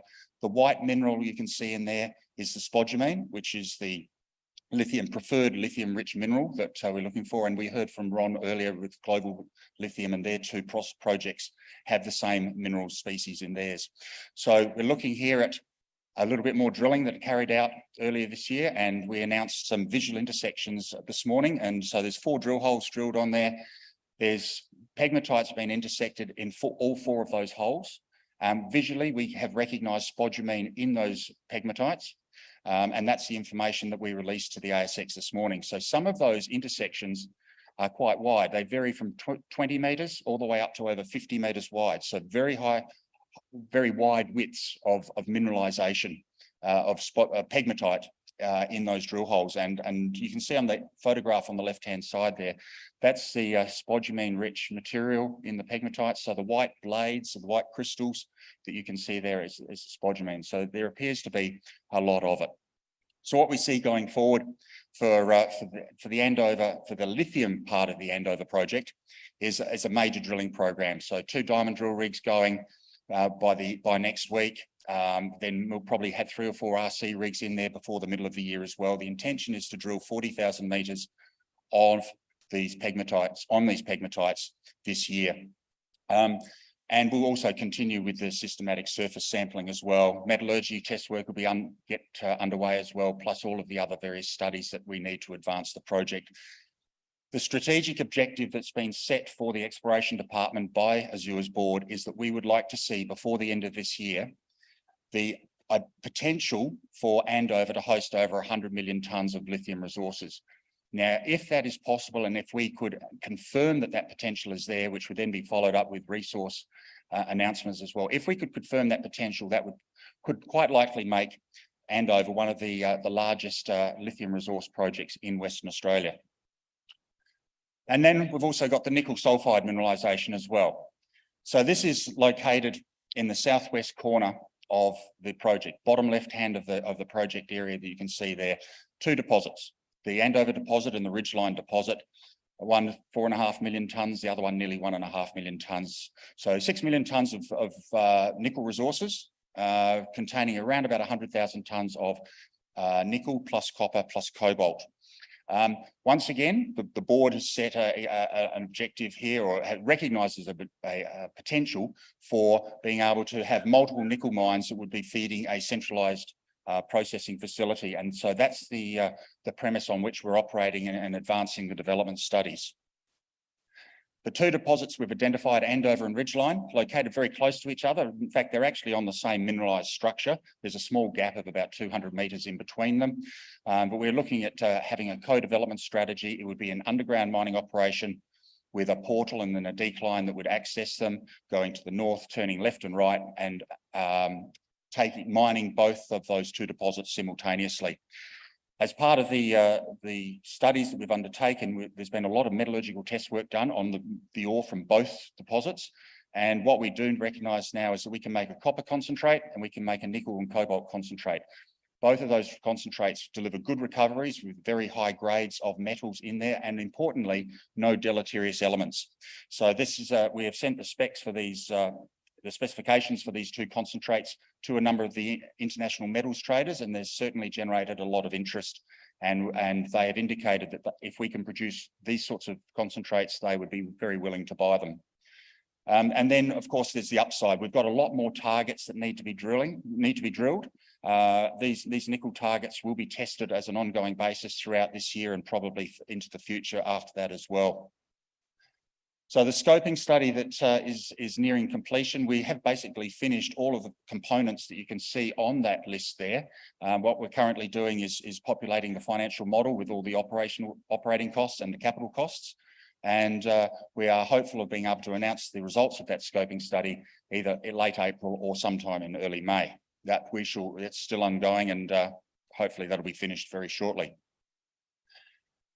So for the project, for the Andover project, it's a dual pathway project. We've both got the nickel and the lithium. Now, the nickel is more advanced. The nickel side of the project is more advanced because we've got two deposits that have been drilled. We've got resources for both of those. We've nearly finished the scoping study. Indications are 6 million tonnes of resources there is very attractive. Let's make it a little bit bigger. If we can get it up to 9 to 10 million tonnes, increasing the metal content by about 50% through additional exploration. So if we can get it up to 100,000 tonnes of nickel and 50,000 tonnes of copper, that is our aspirational target for something that would be very attractive to develop. So that's the objective that Exploration Department's been set for 2023 on the nickel side. But simultaneously with looking after the nickel, we'll also be exploring the lithium. Now, the lithium is behind the nickel in terms of a foot race. The two projects are quite different in their advancement. But the lithium exploration is actually a lot easier, or it's more straightforward, because the pegmatites that contain the lithium stick out of the ground, and visually you can see the spodumene, which contains the lithium, inside these outcrops. So when it comes to drilling and drill testing these, it's actually literally is just drive your drill rig up to those outcropping pegmatites and drill those holes. And so that's what we will be doing. What we also need to do to enable us to action all of that is that we need the environmental and heritage approvals. So that's a process that we're going through at the moment. We're able to drill in certain areas on the pegmatites because they have had prior approval. We are now hopeful of getting the full approvals for the rest of the project area completed within the next few weeks, in which case we'll have multiple drill rigs out there, basically just driving up to those outcropping pegmatites and drilling them. They are very visual. And because a lot of what we're doing is diamond drilling, you can actually see the spodumene minerals in the drill core. So it makes it easier and more straightforward in terms of planning and accelerating that exploration. So as I mentioned earlier, the objective of what we would like to see by the end of this year is the ability of this project to host over 100 million tonnes of mineral resources, of lithium resources. Now that is would put Andover into the world-class category if we can achieve that objective. So that's the Andover story. That's the focus for the company, to have nickel resources and potentially to have lithium resources on the same project within or close proximity to each other, and to have such an infrastructure-rich area with all of those services that you need to run mines all within our in our district is quite remarkable. And I'd have to say what's also quite remarkable is with all of this these nickel occurrences and copper occurrences and now lithium occurrences sticking out of the ground, it is remarkable that they have never been looked at previously, considering they're only 5 kilometres south of the nearest town of Roebourne. So have that mineralisation sticking out of the ground, and no prospectors or old timers or modern explorers have been out there and identified that. So it just makes this whole Andover district incredibly prospective, and we are very confident that there's going to be a certain mining decisions will be able to be made for Andover in the near future. So I look forward to that happening, and I thank you all very much for your attendance and listening to the story. Thank you very much, Tony. Now, before you leave the stage, there's going to be a little bit going on behind me. We have the first of our 3 panel sessions setting up. So I'm going to use that opportunity. Scott Clement from Tribeca is actually chairing this one. So he's going to be in charge and introduce you to all the panel operators. And this is a great one for investors for getting into this, this global transition energy area. Before you get off this stage, though, because I know it's been a big year for you, but I happen to get an inside running. Tony's on a podcast that's going live in about a week in Australia, and you'll obviously be able to jump onto it as well. Tell me, you've actually discovered a couple of pretty interesting ore bodies over the years. Cosmos was one of them. Sometimes it's all about timing, and lithium 20 years ago, not a lot of interest, was there? What did you discover? What did you stumble across 20 years ago but didn't realise that it might have a little bit of money behind it? Tell us all. Yeah, so it would have been back in about 1997. Myself and another geologist, Terry Grammer, were the 2 exploration geologists for a company called Jubilee Mines, and we were drilling for gold in Kathleen Valley, and we didn't find much in the way of gold, but we certainly drilled through a heck of a lot of pegmatites, which contained a lot of lithium, but in those days no one was looking for lithium. Well, those same pegmatites are now the deposit that Liontown have got, 150 million tonnes of resources with a $5 billion takeover in the offer from Albemarle. So yes, we drilled those 25 years ago, and the timing was all wrong at that stage. But we did move on from that and then find the Cosmos nickel deposits, and those nickel mines are still operating today. Pretty reasonable, but timing is so important, isn't it? So let's hope this one lines up for you, because it would be so. fantastic. You deserve it. Tony, thank you so much. Thanks Chrissy. for being part of today. Okay. Would you put your hands together for Tony Rovira, everyone? Right, I've got room for 5 panellists, and I've got room for 1 fantastic chair. Would you gentlemen like to come and join us up here, led by Scott Clement, who of course is from Tribeca, and I will hand over this microphone to him. And when we finish the panel, we're actually going to our lunch break. And if you're interested in lithium, not that I want to take away from Scott and the panel, we have got 2 lithium explorers who are about to get up on stage and present in Auditorium 2. Scott, would you like this one here? It's been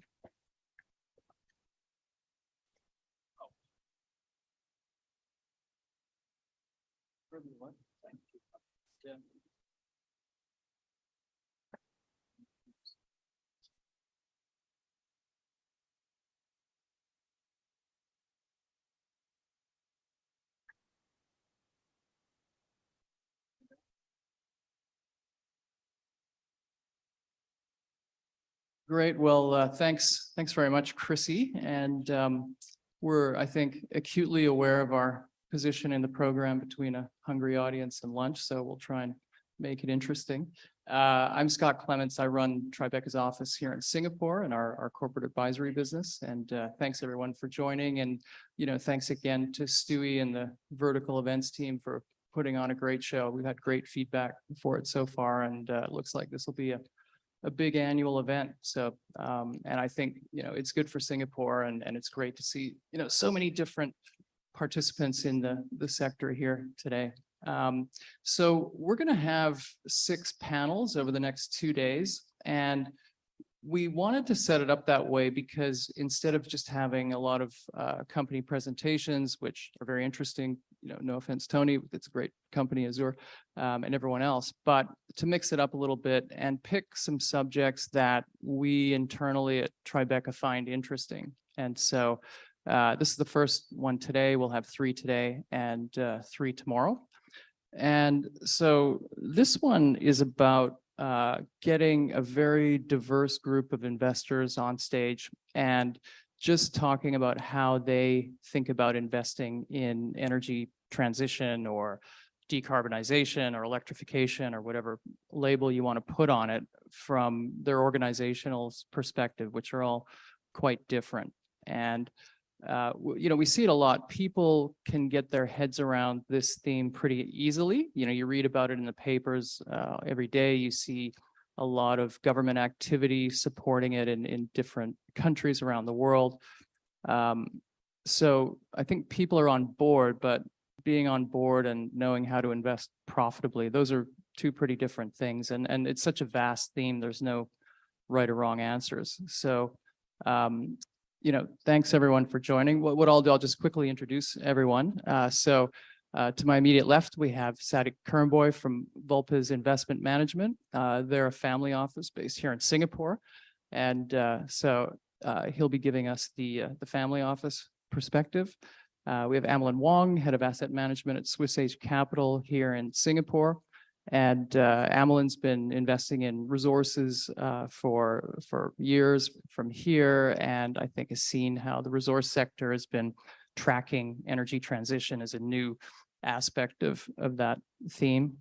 Next, we have David Aylward, the founder of Tribeca 25 years ago. It's amazing he still looks so young and handsome, but David's going to give us the Australian perspective, which was a key supplier of raw materials during China's industrialization, and will no doubt also be that in this energy transition. But also, there's a lot of effort in building downstream capabilities and renewable energy in Australia. Then we have Anthony Z. Anthony's the operating partner at Franklin Templeton's private equity business. Based in Hong Kong, Hong Kong and airline lounges, he travels a lot, and former CEO of Galaxy Resources, which was one of the early movers in the lithium space last cycle. So Anthony's one of the smartest guys I know on battery materials and battery technology. And then last but not least, Mayank Maheshwari from Morgan Stanley. He's on the research side, looking at energy transition in Southeast Asia. And so he'll be giving us a perspective on what Morgan Stanley's institutional clients are thinking about in terms of investing in this part of the world. So maybe I'll just start going around the group and get everyone to briefly go through how they organizationally think about investing in this theme and where they see the key opportunities. So Sadiq, maybe you could start. We'll just go down the line. Sure. Thanks a lot. Thanks a lot. Hi, everyone. So Vulpes is a family office-backed asset management firm.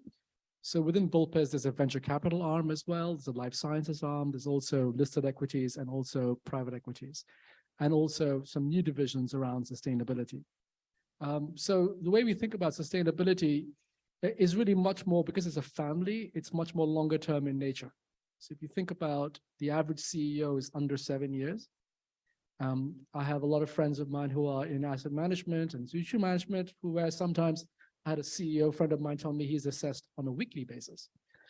And it's very difficult to think about a long-term theme of decarbonization when you're assessed at a very short-term performance basis. So we feel as a family office, we can take and think about it in longer term basis. And so, for example, as we were saying earlier on, we don't really use ESG scores because what we care about is the resilience of the portfolio. Our founder, Steve Diggle, some of those assets will go to his kids, which is 10 years down the line. And a score is not going to really help us a lot. So we spend a lot of time understanding really the asset as much as we can, and understand the idiosyncratic risk as well as the opportunity that the asset allows us to do. So the first thing I'd sort of say is that we think about things in longer term ways, and we try to introduce resilience into it. And which, as you know, with climate change, physical risks can be quite a big question to address. The second thing is really kind of a learning aspect. So I kind of joined about 1.5 years ago. And one of the ways that I kind of realized is that as a generalist, I guess I'm kind of getting useless. Because when you start to look and work with industry specialists, you understand how each transition for each industry is different. There's some similarities, there's some commonalities. But the interesting element is that each industry has different pressure points about how decisions are made or not made. And so one of the aspects, one of the guys that I work with is a real estate portfolio manager. So he really understands why real estate will or will not decarbonize or become more energy efficient. Now, since all of us are in Singapore, you kind of know that Singapore's emissions are more than 50% industry, and we all know industry is very hard to decarbonize.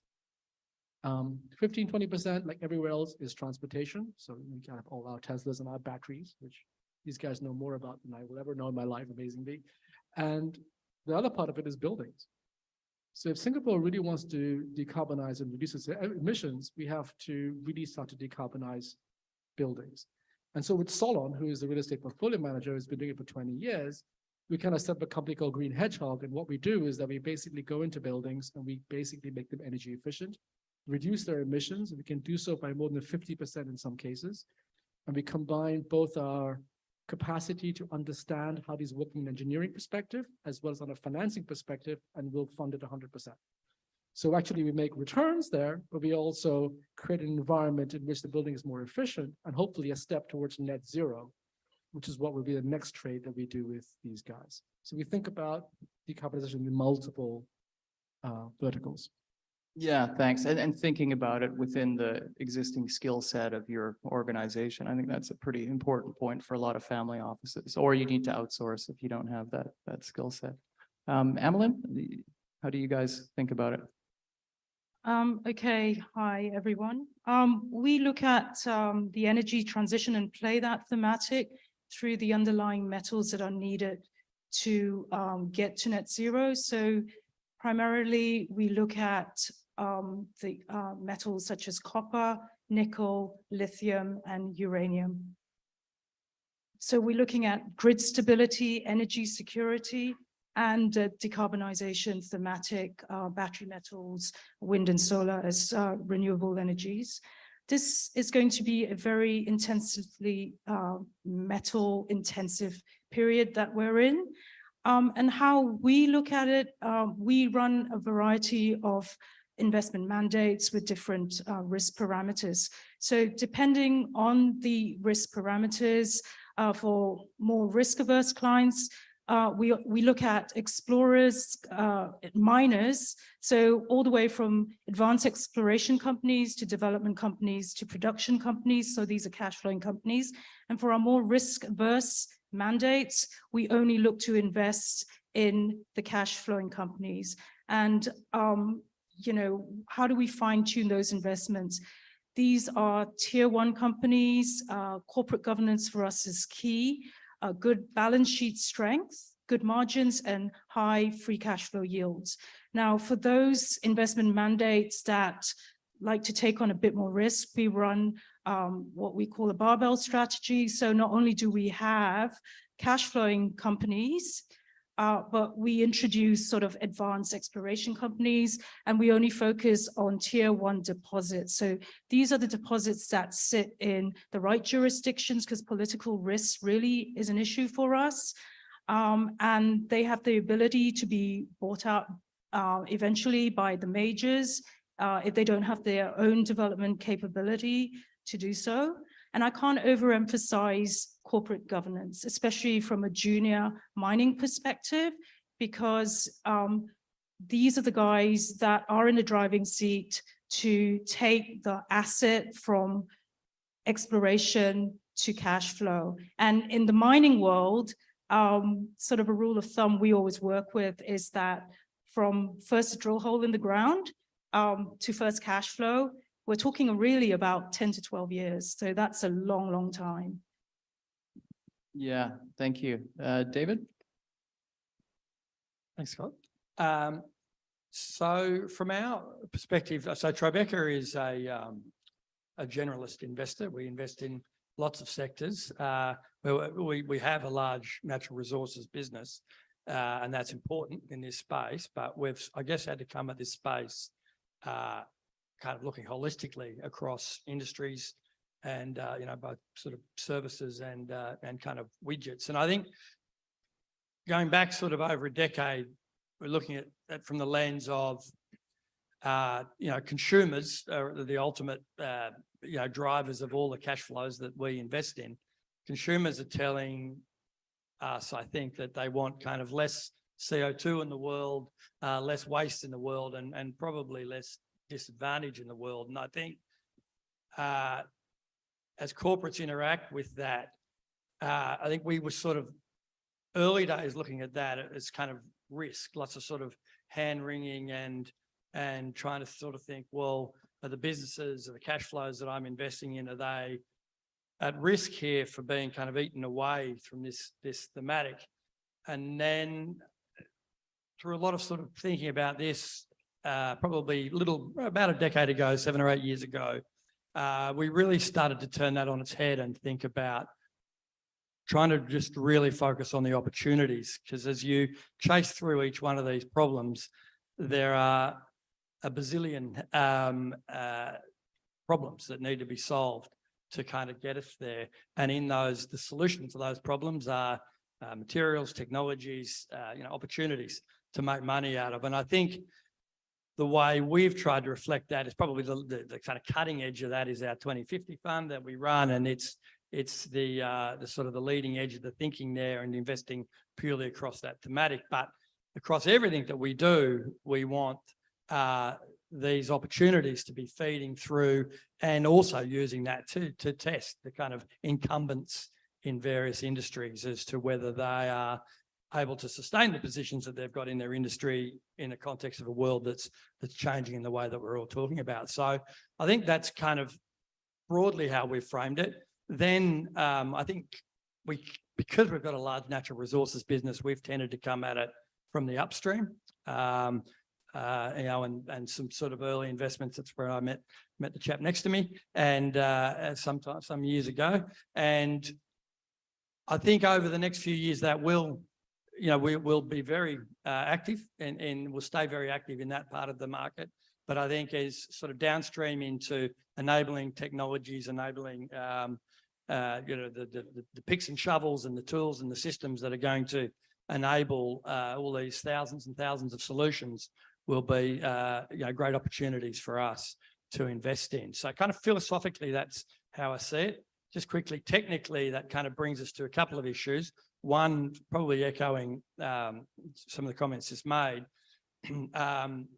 We've tended to come in investing at a fairly sort of quality/institutional kind of framework, and a lot of what we're talking about here is development.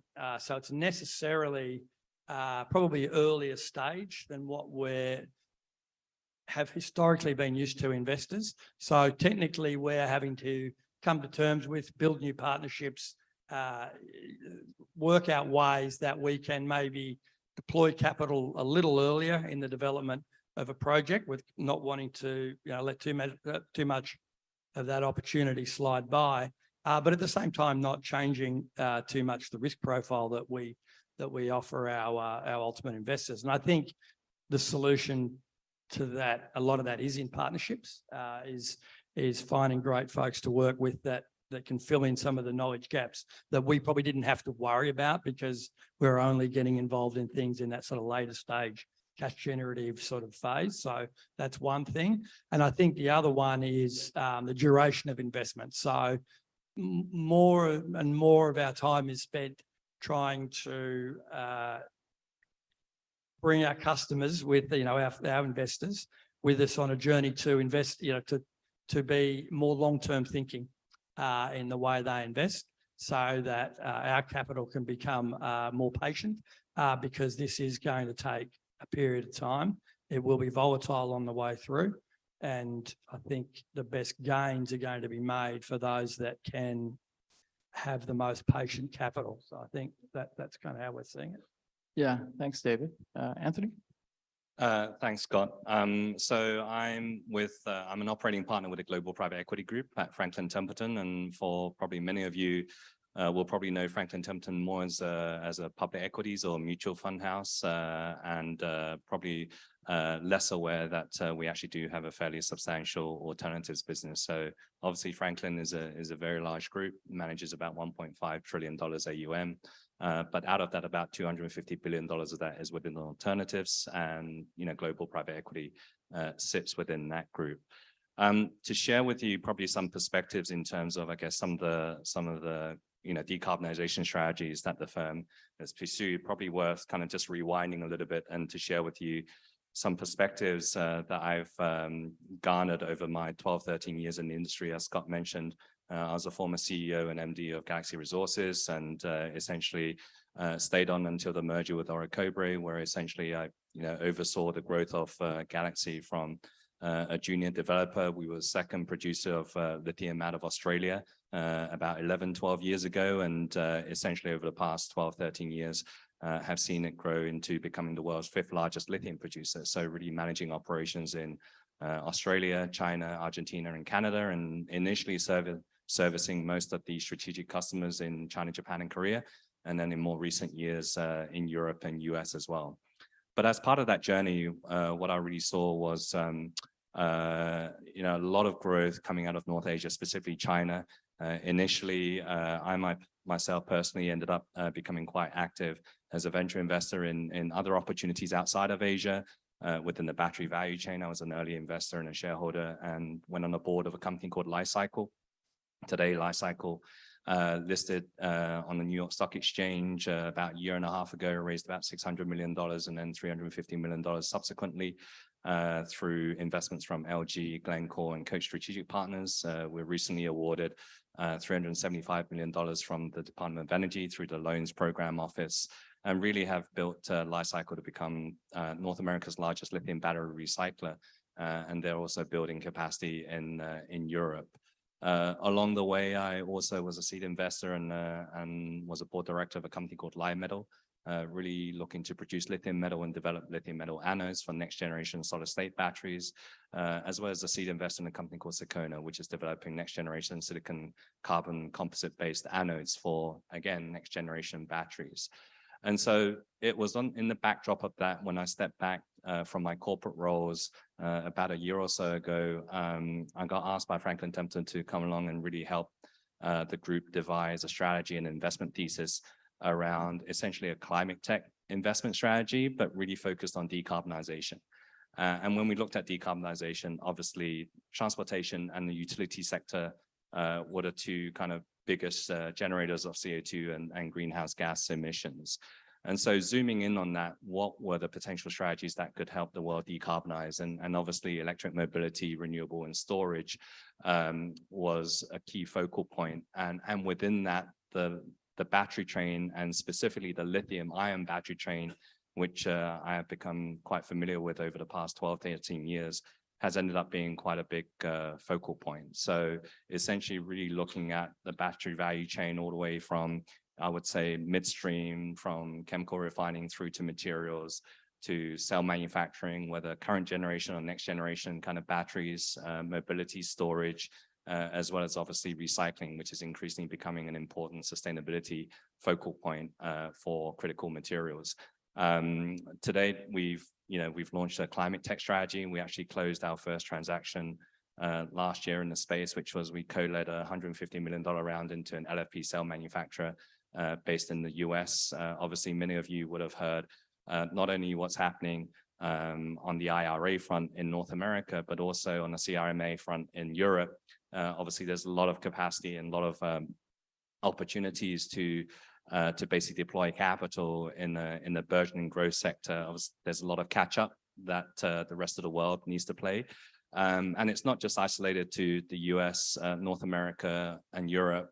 I'm very excited by what's happening within the battery value chain space across Southeast Asia, from India through to Malaysia, Indonesia, Vietnam, and Thailand are all hotspots for building out that value chain. So, really that's kind of the main focal point, is looking at how to support some of this growth. And there's a lot of capital that's going to be needed. I mean, Joe pointed out, earlier today that we're probably going to need somewhere between another, 3 to 3.5 million tons of lithium to come out of the ground. I mean, the capital intensity of lithium projects now have actually increased since the time that I first started, when, the average brine project would be somewhere between 12 to 15,000 US dollars a ton.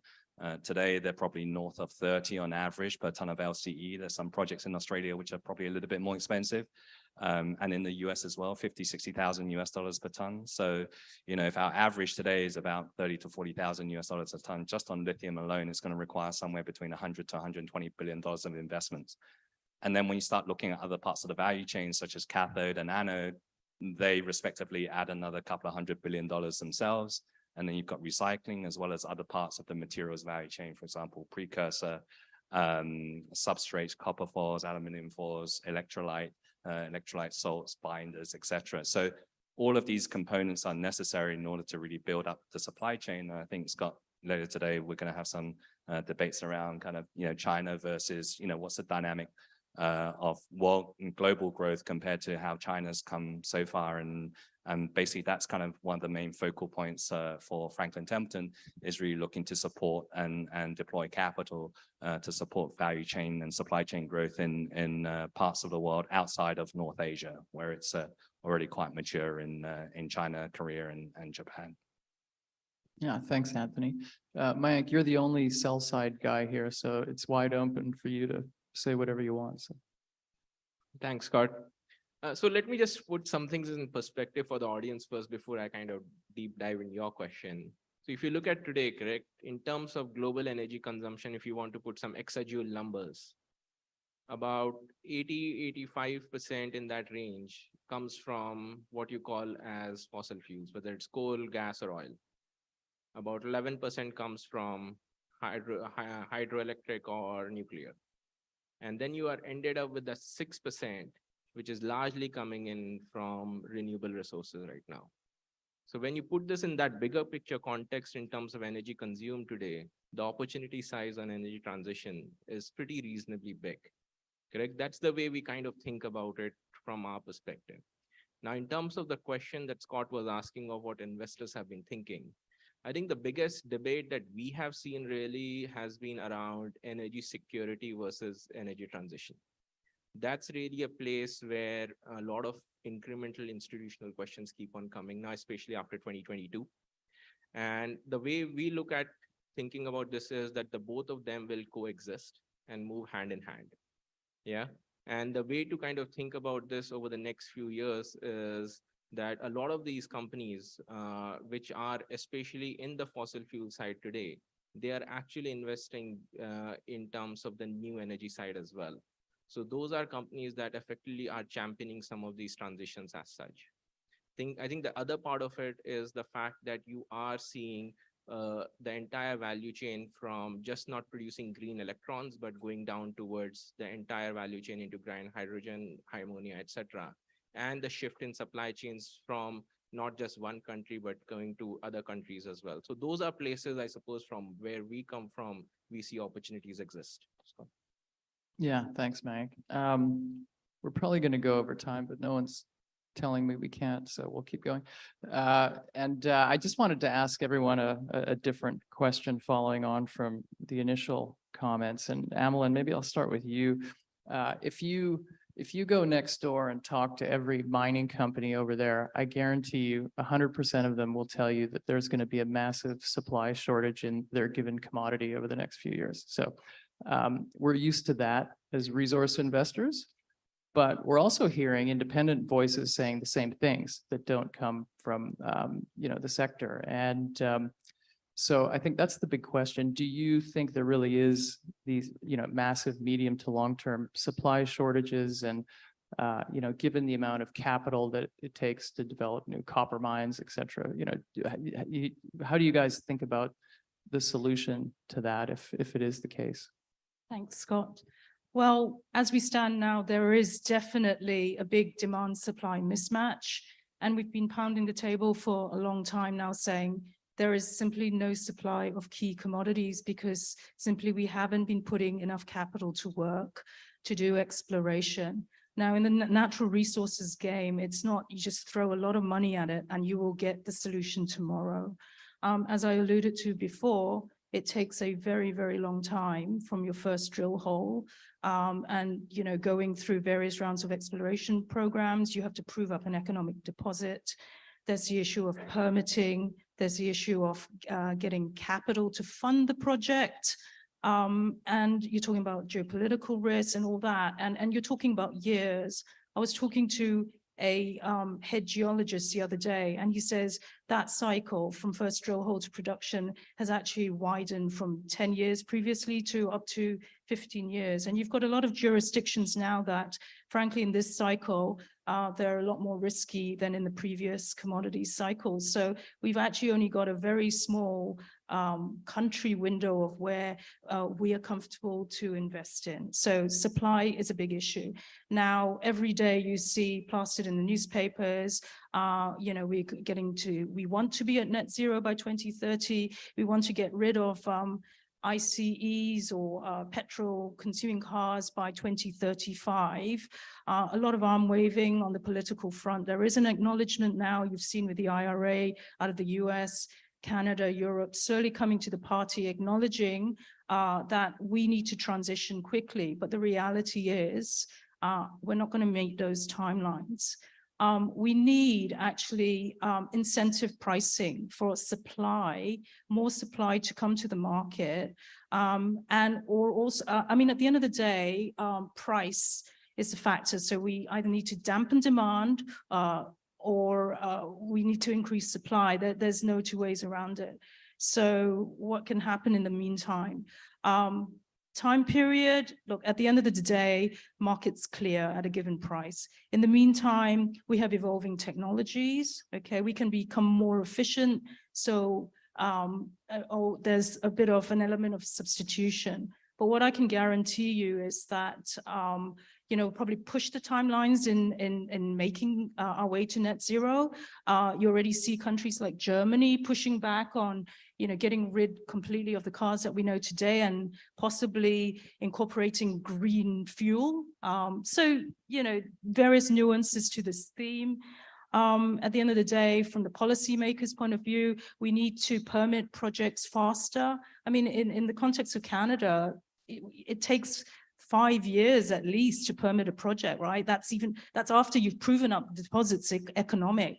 And then when you do the permitting, after that, you've got to get the capital. So it just goes on and on and on. So it is a real problem. So I expect to see technological advancements, substitution effect, and I expect to see glory days for M&A activity in the sector, because when companies, or the bigger companies, bigger end of the spectrum, they decide to spend again, they are going to be spending on buying growth. Yeah, thanks. And maybe following on from that, Anthony, there's a keen focus around the world of decentralizing supply chains out of China. And yet we're still seeing, CATL doing joint ventures in the US with Ford and Tesla. There are a lot of commodities where the Chinese have a great head start that, may be insurmountable, especially in the downstream. But do you think it's realistic for Western countries to truly diversify their supply chains out of China, or is there just going to have to be some kind of pragmatic accommodation ultimately? First and foremost, I don't necessarily subscribe to the view that you can decouple your supply chain from China, depending on which part of the supply chain you're looking at.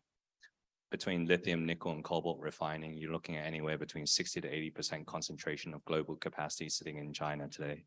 If you're looking at cell manufacturing and EV manufacturing, it sits between 70 to 75%. If you're looking at other critical materials such as cathode and anode, cathode is 95% concentrated in China and anode is 98, 99% concentrated in China.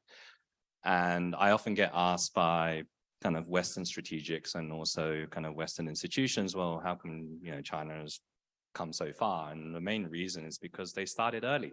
They started about 15, 20 years ago with the first iteration of the 5-year plan, and it's taken them 5 versions of the 5-year plan to get to where they are today. But what's also important to note, apart from the concentration of capacity there, is that there's also a concentration of know-how. So much of the technical expertise to refine lithium, to convert lithium, to refine nickel, cobalt, to make cathode, to make anode, to make cells, to make next generation cells, next generation materials. The biggest electrolyte producer is a Chinese company. Biggest nickel cobalt precursor manufacturer, CNGR, again, is a Chinese company. So a lot of that know-how, or from the investor perspective, a lot of that de-risking is also sitting with Chinese companies today.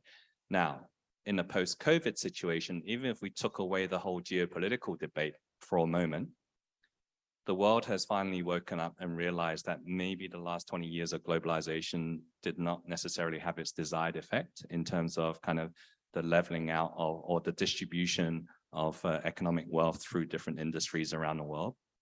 Secondly, post-COVID, many countries around the world and many regions around the world are so much more sensitive, acutely aware to the fragility and the resilience or lack thereof of supply chains, whether it's lithium, nickel, cobalt, or PPE, or masks, or pharmaceuticals.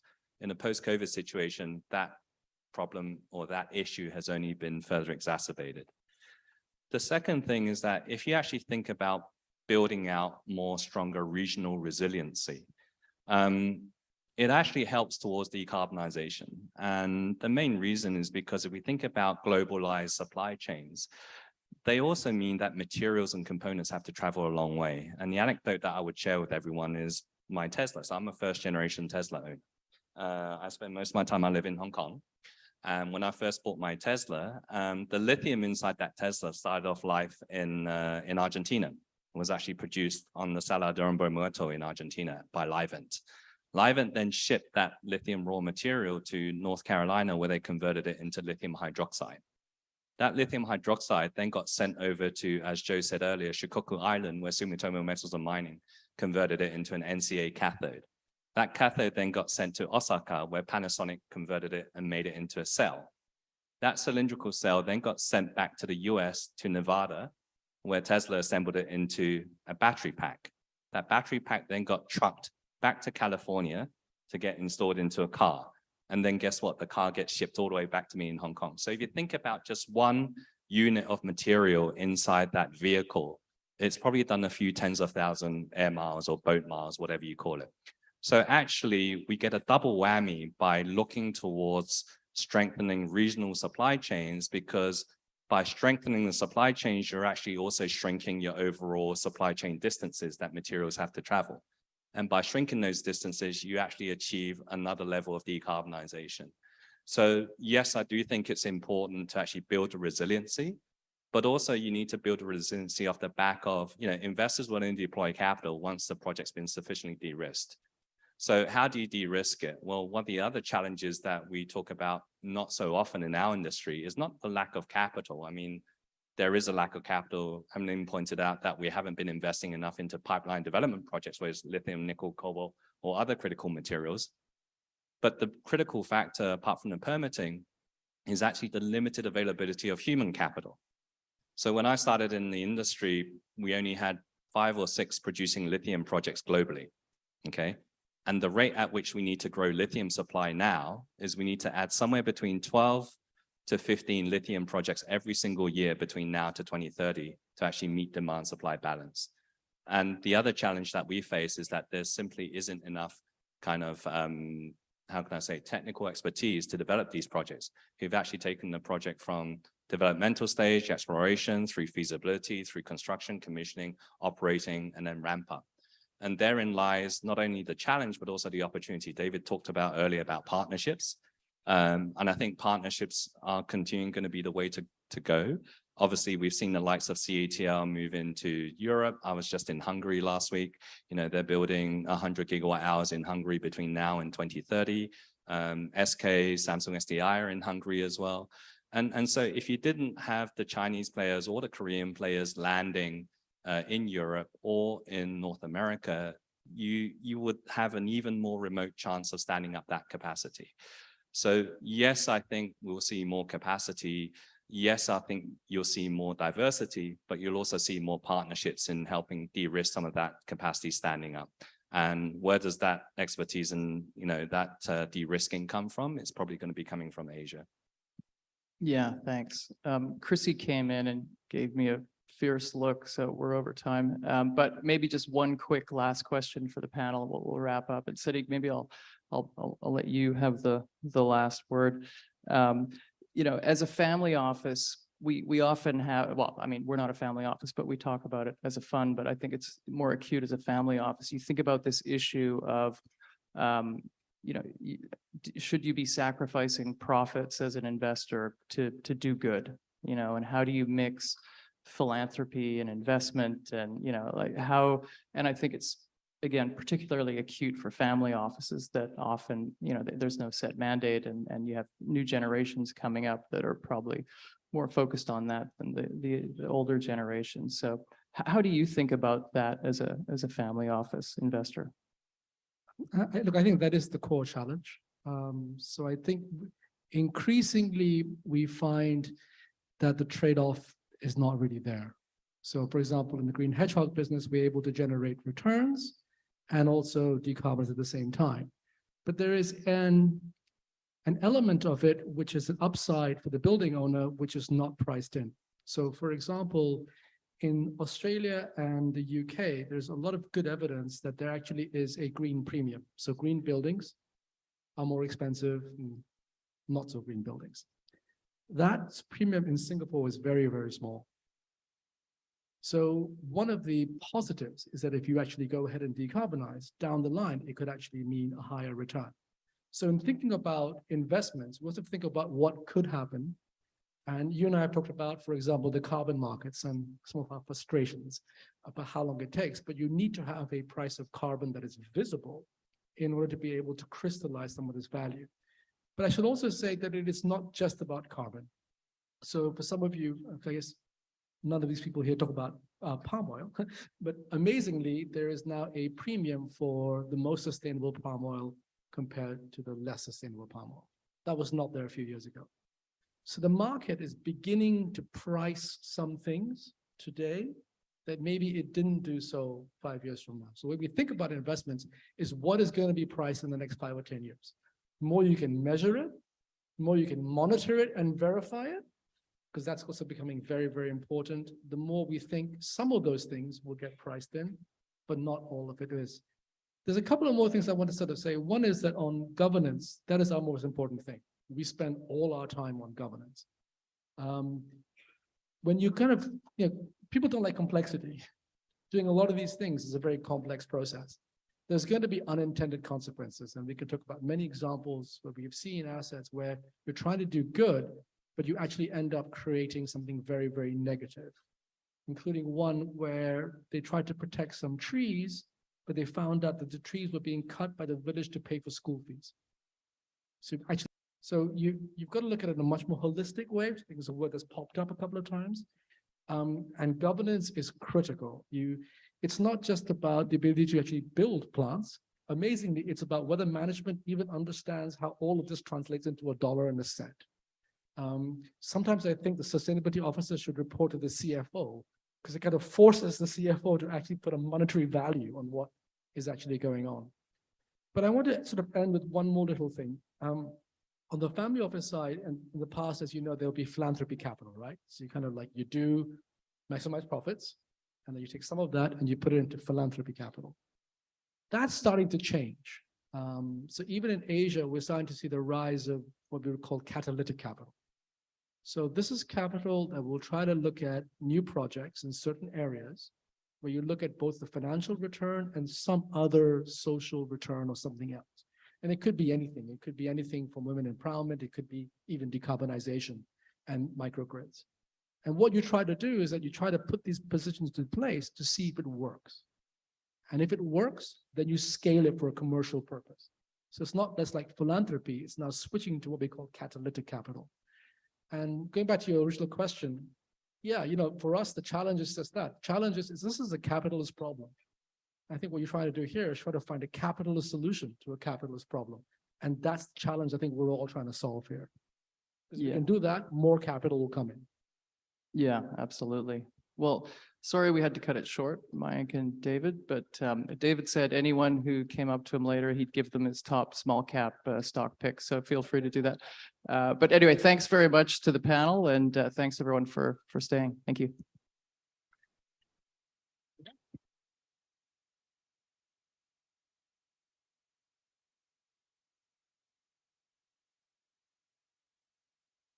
Tim, I'll let you all go. We're coming back in here at 1:20. There's plenty of lunch, so please don't feel like you have to rush. Stewie has over-catered to the tea as he always does, so please do not panic that you won't get any lunch. There'll be plenty of opportunity and you can bring it back in here. We have our next panel session at 3 o'clock. Did you enjoy that?